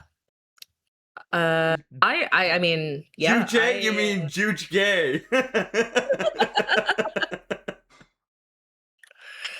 I'm sorry for being cis, chat. I hope you can forgive me for that crime. But I will atone. I will atone for that and get more transgender. Everybody transgender. She's Okay, doing her part to abolish the concept of gender, so it's forgiven. It's okay. It's true. It's true. It's true. Okay, yeah. We're Again, all a little CIS. We're all a little cis. I can never atone for it. No! Don't leave me like this. All you can Don't do leave is me work to straight. destroy yourself. Don't leave me, sis. Don't leave me, sis. Don't leave me, sis. Actually, that reminds me. It's kind of funny. Then, one of my trans friends would always make fun of me, being like, "Oh, nice name. Did your mom give it to you?" It's like, yes, my mom gave it to me. I'm sorry. You loser, your mom gave it to you. Yeah, it's always fun. Oh, thank you. Well, my dad named me after fucking Julius Caesar, which I don't like. You're fucking Korean. Like, why did you do that? I don't know, man. I don't know. And also, like, me getting named after like a genocide, like, not great. Yeah. Anyway, Little weird. It's a choice, certainly. literally was named after Julius Caesar. Like, I fucking. I know. I managed to survive the Ides of March. I love Caesar salad. Caesar salad fucking rules, man. It does. Caesar salad is delicious. Yeah, but I have to make my own fucking dressing. Where you like take the little anchovy, you Yeah. take the tiny fish out, and you fucking blend that shit. Yeah. And the tiny fish's suffering makes the dressing taste better. I'm sorry again. Suffering's good, Jet. Suffering tastes good, okay? Yep. It's not our fault. You can't I'm judge sorry. us. If the Caesar doesn't have anchovy sauce, like anchovy in there, like I can taste that shit. It's a cultural thing. Back off. Yeah, it's my culture. It's my culture. No, for real, the anchovy like fucking adds something to it, and I don't know what it is. Maybe it is suffering. I don't know, but yeah, the anchovies add stuff. Yeah. You didn't know about that, Manti? Yeah. Caesar dressing is not vegan if it's made like the traditional way, but they can make it. I think like some of the stuff in like the jar you can buy maybe Yeah. is vegan, but yeah, definitely not vegan. That's my salad takes. Thank you for listening to my salad takes. Julia reminisces about her salad days. I fucking love a good Caesar salad. I don't know, man. I don't know. I could never be vegan. Well, okay, so that's the thing. You gotta play into the jokes then, Chow, you know? It's like me when I go club baby seals. Oh yeah, that's true. See, you know about the clubbing of the baby seals. I swear to fucking God, people in university literally unironically was like, "Stop the seal hunt!" Like they just club baby seals to death. And, and even back then, I was like, "All right, that's their culture." And also, they're not just doing it for I mean, it's not just like a herd of people just like clubbing baby seals for fun. Yeah. Like that's the image like they conjure up is just like going out there and finding the cutest like baby seals that are like, "Hi, I'm a baby seal." Boom! Fuck you little baby seal. Like they eat the fucking seal. Yeah, and they're adult seals. And then they use the fucking skin to like make cool stuff out of it. Yeah. They're adult seals when they do the seal hunt, also, food is really expensive in the grocery store, which is why the Yeah. seal hunt is done at the time of year that it's done. Yep. And Yep. it's done with a hook, but to the back of the head that the seal doesn't even like know is coming, and it's an adult. Yep. So like Yeah. none of it is true. But like one of the most prominent figures of that seal hunt shit, you know who was is Paul McCartney. He's like one of the most prominent that Beatle motherfucker. He was one of the most prominent people who talked about that. Yeah. I mean, the way that I have learned about this from like indigenous people is that like first of all they're trained, like they're good at it, Yes. right? So they hit the seal once at the back of the head, Yeah. and it's like extremely humane. The seal doesn't even see it coming. And again, like these people who are talking to me about this, it's like, oh, okay, so like are your vegetables not harvested with slave labor, or is your meat not like factory Yeah, farmed? where do you think the fucking chunks of meat that are sold on your shelves come from? Like, you know what I mean? Yeah, exactly. And I what they do is far more like quote unquote humane and far more painless Yeah. than And than like and factory actually make farming. use of the entire animal. Yeah, Unlike yeah, fucking exactly. white people who would be like, well, this part of the animal's too dirty, so, Yeah. you know. Like even the fucking bones and stuff. Yeah. Like you make jewelry and like other shit out of the bones. Like it's cool. Yeah. Yeah. Apparently seal fat is like something that is eaten like with like berries and stuff. Yeah. What's it called? It's like I can't think of the name of the dishes, but yeah, starts with a P. it's also done like served like raw as well on a like another kind of dish with just like a drizzle of a sauce on it. Yeah. And it just like Pemmican. Pemmican is like fat and berries and like meat and Yeah. stuff like that.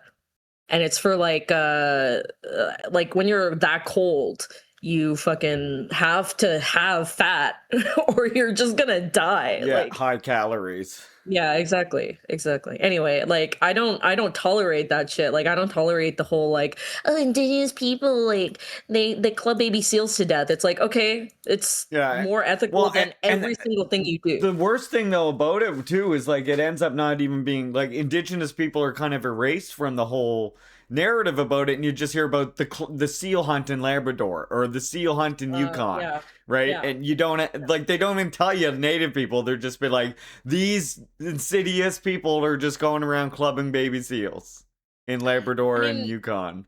yeah, if you're non-indigenous, like I don't really know what you're doing about that. Yeah, Like I mean, I don't know why you're doing that, you know? But and to be clear, too, I'm sure that there are like white people who do, but the amount that they do is not like the compare. You know what I mean? Like Mhm. there's such a minority that it like not even worth like talking about them because they're like even people that like Inuit people are like, what the fuck are you doing out here? Go away, type of thing, Yeah. right? Yeah. Yeah.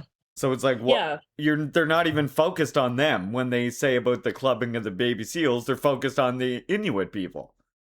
Yeah, it's just another way to be anti-indigenous. And Yeah. it's like, who the fuck are you, settler, like to tell these people like, hey, you can't do these things that you've been doing for like hundreds of years. Yeah, exactly, Ninja Cam, which is why they get chased out. If Yep. Inuit people see white people doing it, they'll be like, "Well, you're clearly here to reduce our amount of food. Yeah. So get the fuck out of here," basically. I mean, that's what Americans did with the buffalo, Yeah. right? Yeah. Yeah. I mean, you have that here with fishermen, big commercial fishing boats, fishing the exact same one. They'll see like real small megama fishers in an area, and they'll literally purposely drive their big commercial boats over there and set up their like much bigger traps in the same area Mm-hmm. Mm-hmm. on purpose. Yeah. And like these are just people trying to feed their families, and it's like, no, let's commercialize this. Yeah. Fuck off. Yeah, I remember was it Newfoundland lobster? Wasn't there like a lobster feud? That was Or here. something about Nova Yeah, Scotia, yeah. that was Nova Yeah. Scotia.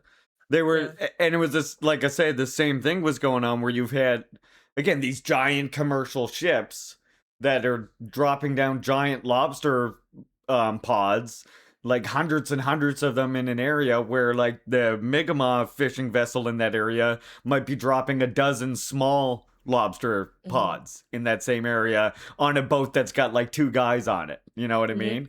And yeah, so they would their thing was they were dropping their pods in the same spot and saying, "Oh, these indigenous people, they're taking all our lobsters." And it's like you look at the difference. So then what they were doing is they were like coming up to the, if you were like offloading your lobster on the dock, they would come up, overturn all your lobster, stomp on them, destroy them. Yeah, just destroy huge catches of lobster just so that, just to like show, you know, this is what you get for fishing in our water, quote unquote, where the commercial fishermen were. And the cops would, of course, would not do anything. Yeah, they just let it happen, right? They would show up, they would just sit there and just let it happen. Yeah. While these people would destroy entire days worth of catches of lobster, run them over with their trucks, step on them, everything.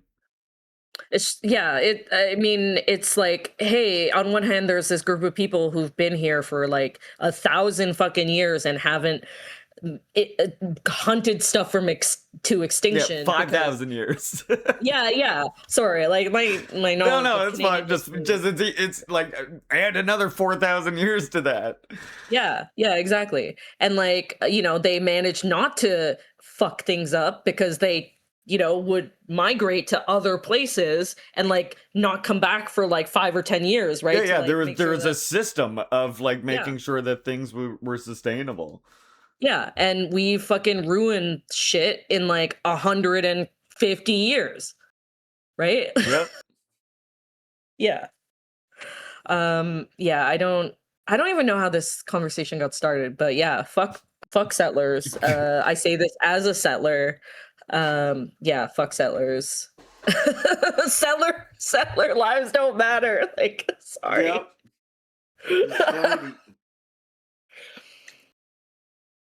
Yeah, and people are like, sometimes,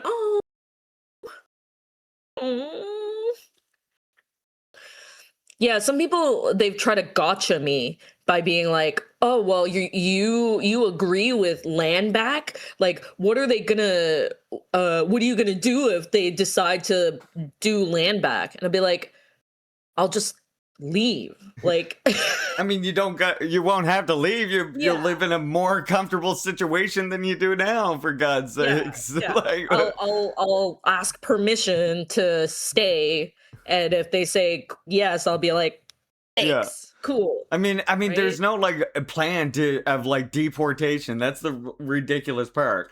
The real plan, like that, I know, like even the most revolutionary like native like Marxists and native thinkers, it's like we do away with the capitalist property relations. That's how we get to a point where we're able to liberate our nations as well. Yeah. So it's not even like talking about deporting people is like not even in the cards. Because at the end of the day, the people who like need to be deported or whatever will fucking leave on their own because revolution's happening, right? Mm-hmm. Wait, you mean I have to be equals with those people? I'm going back to Europe. I'm going back to Italy. Yeah, exactly. That's why I say, like, I could even imagine, like, because capital has no homeland, I could even imagine, like, the center of empire going for one last, like, ditch effort in Europe. If, you know, if fucking revolution kicks off here, is like the last bastion of just, like, Western civilization, where it doesn't have the prison house of nations that Canada and the US does. So I could see it taking longer for it to win there. They're gonna come here. Gross. Well, to be fair, they're already there. It's just gonna perhaps concentrate even more there for a while. We're just returning to sender, okay? Like, yeah, we're just sending them home. Then you deal with it. Yeah. Send them back. It's like, here, you sent this our way. You take care of this, please. I'm sorry, London's best game. Maybe the Irish can deal with I don't know, whatever. You'll figure it out. I trust y'all to figure it out. Yep. And, Yep. and us sending them there will help your revolution because everybody will get way more aware when it's all concentrated in that one last place. I mean, Europe do be the birthplace of Marxism, so Yeah. I mean, I'll live up to that. And think about it, you would have instead of a capitalist encirclement in that situation, you'd have a socialist encirclement of capitalism. That would be a neat dynamic. Okay, I got sidetracked by a fucking yeah. anchovy. Oh my The ADHD God. one. Just kill Hey, me. it's Silver Spook. Hey, Silver Spook. Silver Spook. Hello, comrade.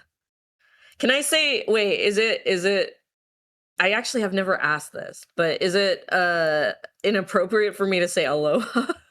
Because I know you're Hawaiian. Please tell me if it's not. I say it to Mana all the time. Yeah. Yeah. Well, if it is, let me know. But if not, aloha. Silver Spook. Sorry, what happened? I'm trying to figure out where we were. Silver, Larry can do voice acting, so please consider please, Larry's voice acting. Chat wants you to please know. put Larry in the new Neo feud, because that would be awesome. Okay, so this guy is telling Adam about the mines, and he's like, don't end up working there. People die there every day. Cave-ins, toxic gases, the air runs out and people suffocate. There's no map of all the mining tunnels either, so people get lost in the enormous network and are never seen again. So that's my advice. Do whatever it takes to stay out of the mines. She asks, like, well, don't the guards just send us wherever? He's like, yeah, stay on the guards' good side and you won't get sent to the mines. They meet this other soldier who talks to the boy, and he says, you've been low on information lately. It's making me look bad. I'm on it, Private On. I promise. It's just been a slow week, but I'll have something soon. That informant network, I guess. Give me something by the end of the day. He glared at him, then turned around. Junha swallowed and turned back to us without commenting on what just occurred. What was the guard talking about? What kind of information do you need to give him? That's a talk for another time. He avoided looking me in the eyes. And he points out another building across from the oversight and says, that's the camp hospital.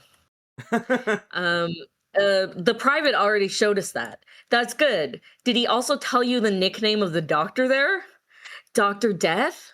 Good. So you're already informed. And you probably understood this already, but I want to stress it anyway. Whatever you do, stay away from him and from that place. Okay? It's not only because he doesn't have any medical equipment to treat you with, or because he's drunk most of the time. So we got drunk Dr. Death. Yeah.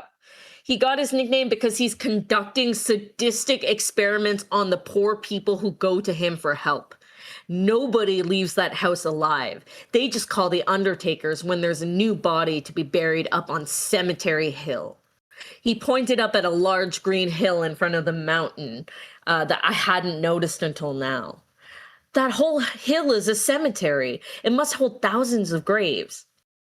Why would he do that? Who knows? He's probably just a sick, twisted old man. Or maybe the camp made him that way. Doesn't really matter why. What's important is that you stay far away from his murderous clutches. But what if we're too sick to work? Private Gong said we needed written permission from the doctor to stay home. Well, just to be clear, the guards will usually push you to work regardless of how sick or injured you are.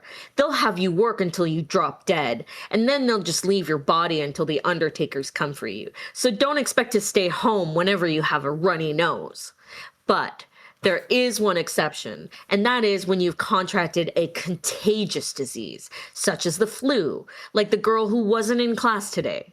A contagious disease could take out the whole camp in a matter of weeks, and not even the guards are safe from that. So if you get something contagious, they'll be completely terrified of you and let you stay home. Honestly speaking, they would probably prefer to just kill you and burn your body, but then they would have to get close to you, and they just won't risk it. Either way, in those cases, you will need a note from the doctor. But a word of advice, don't go there alone. Go with your parents, and don't go inside, never cross the threshold. Okay, we can add another one to the execution list. Get the flu. Get the flu. Yeah, if you get the flu, you'll be executed. You'll be executed. Yeah. So her sister obviously is sick. So she's like, "There's no medicine at all." He replies, "Sorry, you just have to stay healthy." Just don't get sick. Oh, for Juche's sake. Oh, you're sick again? Don't get sick. Yeah. So they had maid in the DBRK. Yeah, exactly. You're at work trying to fucking hide your sniffles so that you don't get fucking shot. Yeah. Guess what? Everyone in the DPRK is qualified for maid. God. Jesus Christ. Yeah, Jesus Christ. Yeah. Get good, sickie. Yep. So he's like, there's a lady who knows things about herbs and she helps people sometimes. Like to try and comfort her, I guess. Okay. So he's like, "Okay, have I told you everything?" "Yes. Stay away from the general and the deputy camp director. They are vicious and cruel, and to them your lives are worth even less than that of a worm in the ground." A worm. Do whatever you say to stay off their radar. You're worth less than a worm. Yes. I like that line. This is a good one. So one of the other kids says, "Colonel One is terrifying. He killed a woman in cold blood in front of us yesterday. But General Rowe seems reasonable. He says his job is to re-educate us and help us rejoin society. He says all of us can redeem ourselves through hard work." "Yes, that's what he says. And he probably believes it too," Chunha scoffed. "But General Rowe has a dark side. There are stories from long before I came here. I mean, there's a reason why he got the nickname the Demon of Yodok." The Demon of Yodok.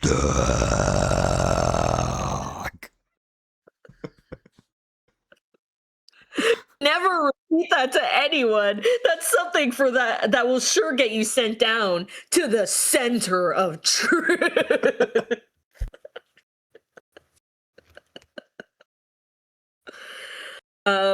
So God. Yeah, I think that's I think we can end off there. Yeah. We know who sure, yeah. Yeah, absolutely. We now know the Demon of Yodok. Yeah, yeah. You've been in now you've seen the Demon of Yodok face to face, chat. I wonder is this gonna work? Yes. The Demon of Yodok. The Demon of Yodok. Yeah, the Demon of Yodok. So yeah, they have drunk Dr. Death and the hospital that you're supposed to go to but not go inside. Yeah. Don't actually get sick or the Demon of Yodok will experiment on you. Make you into a half man, half cat, and then bury you on the hill. You have the mines. You have the blood yard. You have the center of truth. It sounds like an Elder Scrolls fucking game, like all the different locations in like fucking Oblivion or something. The blood yard, you know what I mean? The center of truth. That's clearly at the College of Winterhold or whatever that mage's college is. The center of truth.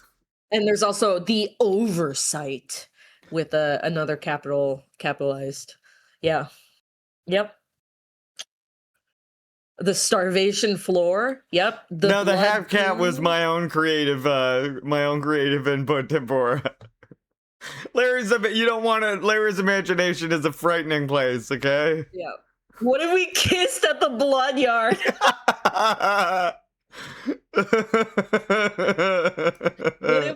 What if we combined our blood goo at the blood yard? We combine our blood at the blood yard. Oh my god. This is getting next level. Yep. Yep. Are the Yeah. dog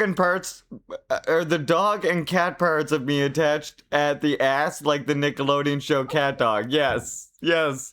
You have a cat ass and a dog ass, except you don't have any head. You just have ass instead. Sort of like the opposite of that show. I always wondered how Cat Dog was supposed to poop, like, as a kid, you know? Oh, it's ugly. You don't want to know. It's not a pretty sight for either one of them. I can't be the only one who thought that as a kid. Like, wait a second, how the fuck do they poop? Well, you know how cats like to puke a lot. That is not for us to ponder over. Yes, that's right. That's right. Yeah, I've forgotten my place. I'm gonna go down to the blood yard. He doesn't poop just like Kim Jong-un. You mean Kim Jong-il. That's true. Does Kim Jong-un poop? Oh, yeah, no. Kim Jong-un doesn't poop. My bad. Kim Jong-il got the hole in one. But did he poop? He did not poop. I don't think he's allowed to poop. That conclusion was that they both vomit poop from both sides. Yes, that's kind of what I got as well. That the cat vomits out dog poop every so often, and the dog vomits out cat poop every so often. It's kind of how I figured cat dog worked. Cat dog, little cat dog, puking up the poop of the other one. That's little cat dog.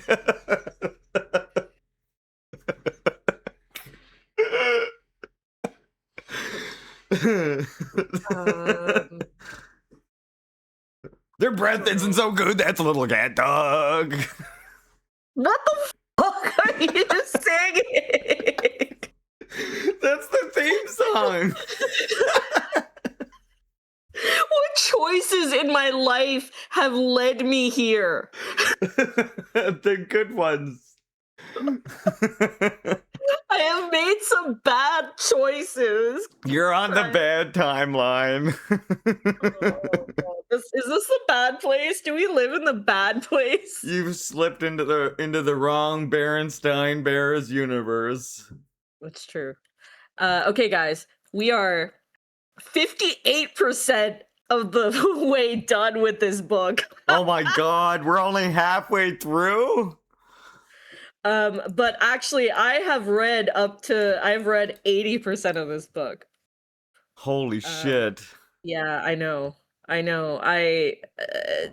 just giving you the fucking Cliff's Notes at this point. Like, I'm just like,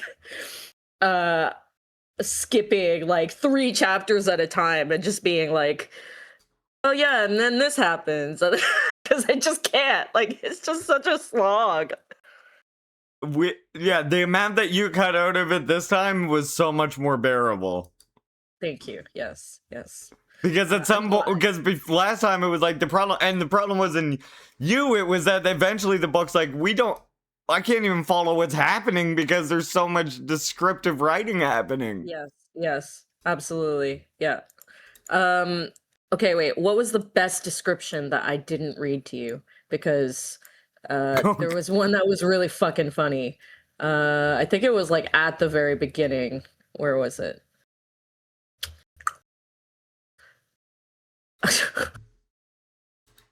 For a moment, we arrived in the blood yard.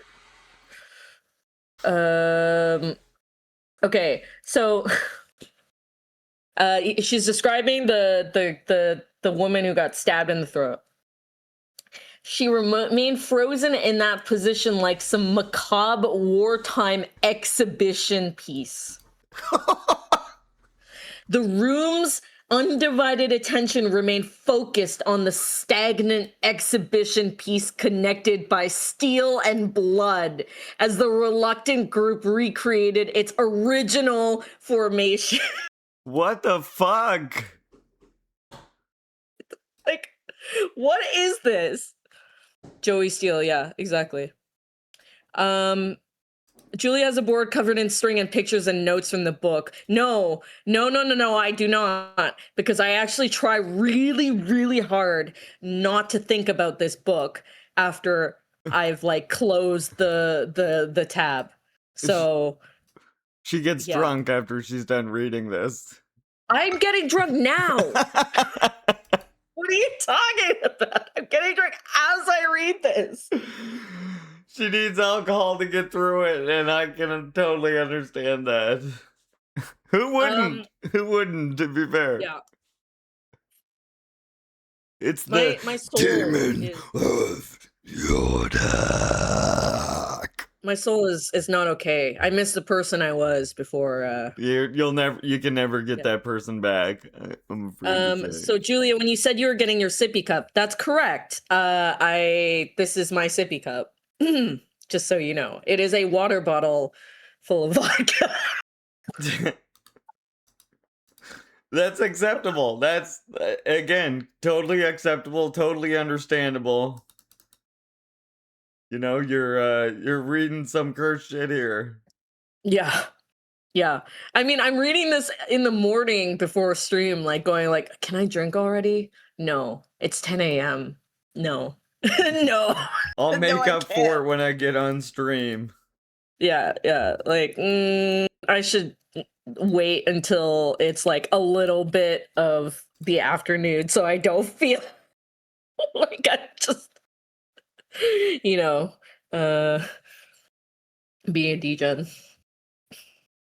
Turns out the sippy cup is just full of double malt whiskey. Yeah, I'm a weenie. Whiskey gives me a headache. Like anything that's like dark, like rum gives me a fucking headache. See, I like whiskey. Whiskey was always my drink. Although I like a vodka too, because I drank a lot of Caesar, so. Ew, what the fuck? I like a good Caesar. With clamato juice? Yeah, I mean that's what a Caesar is. That's like it's like a Canadian classic. What do you mean? It's not gross. My dad's favorite. You are drinking tomato and clam juice. Yes. It's delicious. It's a Canadian fucking classic drink. What makes you think that I respect anything that's Canadian classic? Like, what makes you think that It's a Caesar. You're named after Julius Caesar. How could you not like a bloody Caesar? Come on now. No. A tomato should not go anywhere near an alcoholic drink.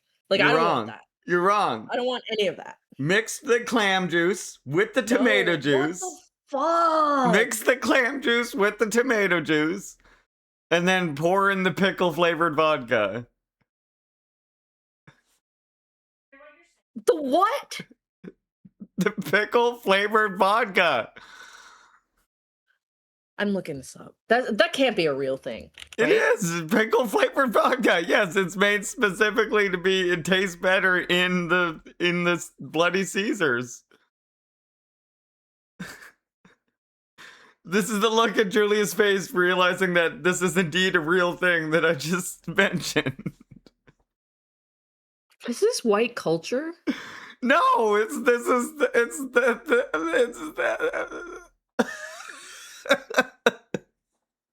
Today, so I've learned so much about white culture today.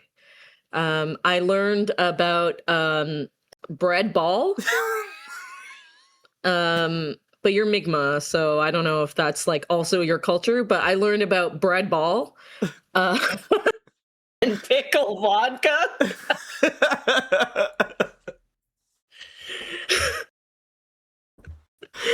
Yeah. Yeah. Um, Clamato comes from Mexico. Okay, I'm sorry. Yeah, there you go. You're anti-Mexican. The Huh? fucking Clamato police. Get this anti-Mexican attitude out of here. I like a mojito and a Cuba Libre. Wait, no. What's it called? What's the other Cuban cocktail? What was it? Cuba Libre is good. I like the Yeah, one Cuba that's Libre just is good. what is it? Just orange juice and like whiskey or something you do? Vodka. Vodka. Orange juice and whiskey? What the fuck is wrong with you? I don't drink that much. But I'm pretty the screwdriver. But there is another one that's like it is like whiskey, and then there's another one. I wish I knew what it was. It's like a Halifax Hurricane or something. I've heard of that drink. Pain. Oh, the El Presidente, yeah. Basically like any Cuban cocktail that's like lime, simple Yeah. syrup. Hurricane cocktail. Light and dark rum, passion fruit juice, orange juice, lime juice, grenadine, and simple syrup. Okay, what the fuck did I put in here? Okay, I put there's vodka and like lime simple syrup that I made like a couple days ago. So and soda water. So yeah, I guess it's kind of like a anyway. When I was in Cuba, I drank so many fucking mojitos. I drank so much Havana Club that like yeah, it was wild. The good thing about being from Canada is that you don't have to stay in the special hotels. Wait, what? Technically, if you don't know that. Like, if you're from the States, you can only go to Cuba if you like stay in the U.S. approved hotels. Oh. Yeah, that's Huh. that's why that's like one of the excuses they use to like supposedly do this information request on Hassan and that Medea Benjamin or whatever. Is like Oh, the shit. accusation that they stayed at the wrong hotels, which they didn't, but yeah, you gotta stay if you're from the US and Cuba, you can only stay at the US like sponsored hotels. Really? Yeah. Damn, that's sad. I just like chilled around Havana and drank too much. I also tried a Cuban cigar and I didn't like it, but like I was just like sitting there like Yeah, but you probably don't like cigars anyway then. I don't like cigars anyway, like I don't smoke, so Unless you like cigars, it's like you're not gonna like it. yeah. Really. Yeah. But it was really nice to see their main square has like these like wire monuments to Che and Castro. Yeah. What's it called? Revolution Square or something? Revolution. Yeah. Plaza de Revolution. Yeah. Is weed legal in Cuba? I mean, I don't know, actually. That's a good question. yeah, not sure. I imagine it would be a situation like with DPRK where it's like, Yeah. illegal in the sense that you're not allowed to like produce it, distribute it, etc. without being properly like part of the state plan. But yet if you're growing it and smoking it yourself, I don't think anybody's going to bother you. Yeah, I mean, it's exactly the same with the DPRK. People always challenge me on this idea that like weed is not criminalized in the DPRK, where they're like, well, on their laws it says this and this, and I'm like, this shit grows in people's backyards. Yeah. Or smoking it. Yeah. Like I feel like Sinchel, a lot of people like don't know that, or like people have forgotten that or something. Yeah, you don't really smoke cigars, you taste them. It's true. Some people don't like realize that. You're just supposed to put the cigar smoke in your mouth and set it there and then blow it out. It's not meant to be like inhaled, like. I only wanted to try a cigar because Castro and like Che. Yeah, you don't inhale a cigar like you're getting high. You will actually make yourself sick if you do that with a cigar. Mm. If you inhale a cigar, you'll make yourself sick quickly. Yeah, I mean that's how. Otherwise, you won't be able to smoke. Like that's the only way you could smoke a great big fucking like Cuban cigar, like what you see Castro smoke on. Is you put it in your mouth, you let it sit in your mouth to taste it, and then you blow it out. I just wanted to be like Castro, man. Like I just wanted to smoke on that Cuba pack. Yeah. But Yeah, I didn't mean, like it. yeah, daydream, that's what it is. It's like mouth incense. You'd like put it in your mouth, you taste the flavor and let it out. It's not like even a cigarette, like you actually smoke in a cigarette, you don't do that with a cigar. You just a lot of people, but you'd be surprised how many young people I see like will buy a cigarello and they're inhaling it, and I'm like, even with a cigarello, like no, you're not supposed to do that. You don't stop inhaling your cigar. Yeah, I don't know any of this stuff. I'm like one of those newfangled kids with these like The vapes. electric vape. Yeah. Now I inhale cigarellos. Well, you're not supposed to. Chat, can we get a 420 or an 840 in chat? You're also same with the pipe tobacco too. That's made to sit in your mouth. That's why there's so many different flavors. Like if you go and buy pipe tobacco, it's like you can get cherry flavor, you can get fruit flavors. Like pipe tobacco is weird. No, London's Biscay, I'll be bankrupt after that. No. Oh no, that's the worst. Fell to my knees. Spiritually, of course. Oh, wait. Is weed legal in the UK? No. Like, okay. Because I think, Only Because, medically it is. But yeah. I've read that like that's why they do like shit like spice, which is like synthetic weed or something. Yeah. The shit you buy at the grocery store. Yeah, and spice is terrible for you. Like it fucks you up. So yeah, it's worse than weed. Did what once in HS? Spice?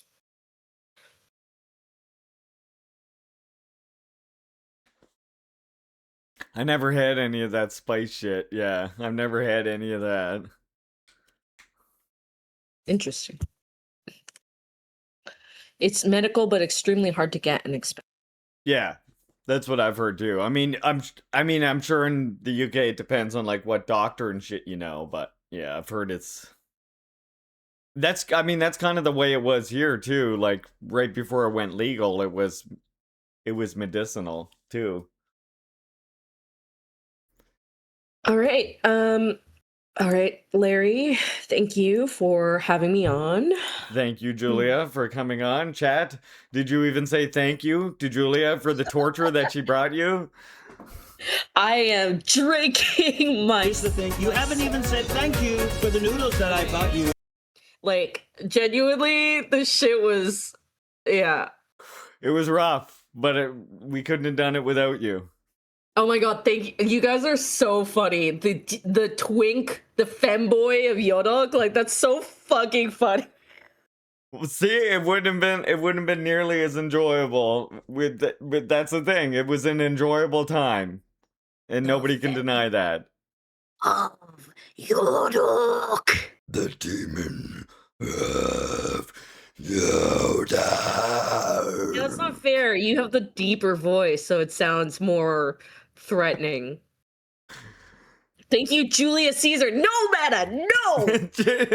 No! No! No! The essence of Juche's soft boy cascading ooze. And the crimson goo. The essence of Juche's soft boy aesthetic. Yeah. Yep. With his knows. peach fuzz hair. And his weird relationship with another guard. Yeah, I guess. The secret relationship with the bear of Yodok. Yeah. Bear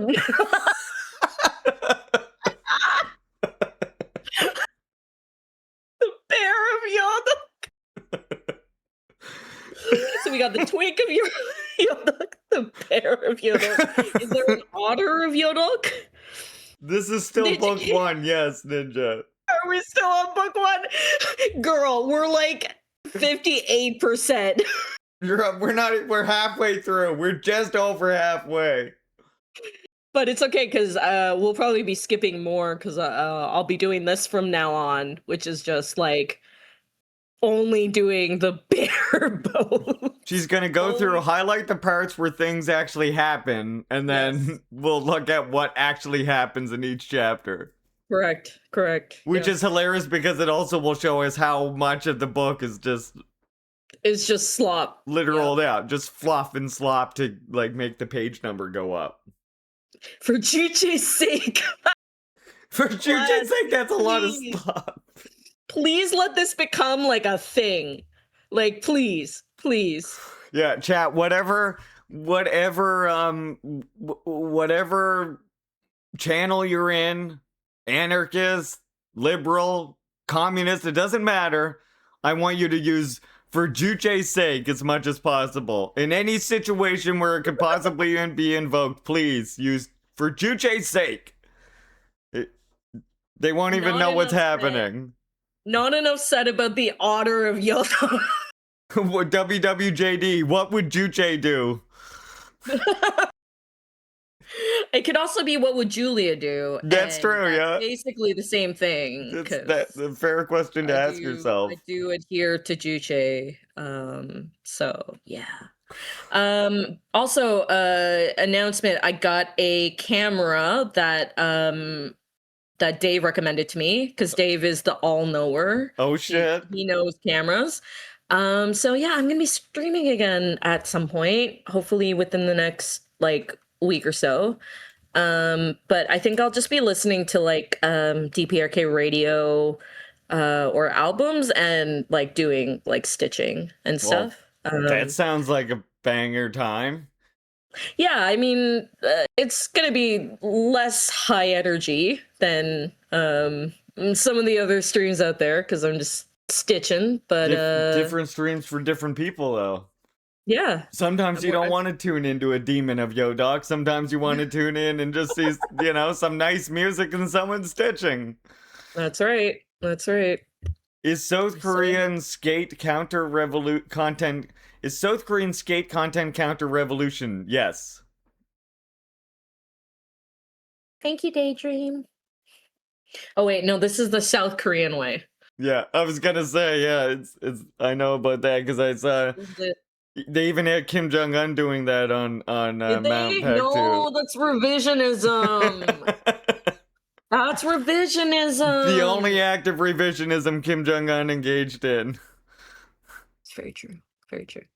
All right, I will talk to y'all in a bit later, and we'll see you next week. Yep, thank you for coming, Julie. I appreciate that. Man of Yodok. I can't do it as well as Larry. I'm gonna practice. All right. See y'all later. Bye. See ya. Just don't hurt yourself practicing that.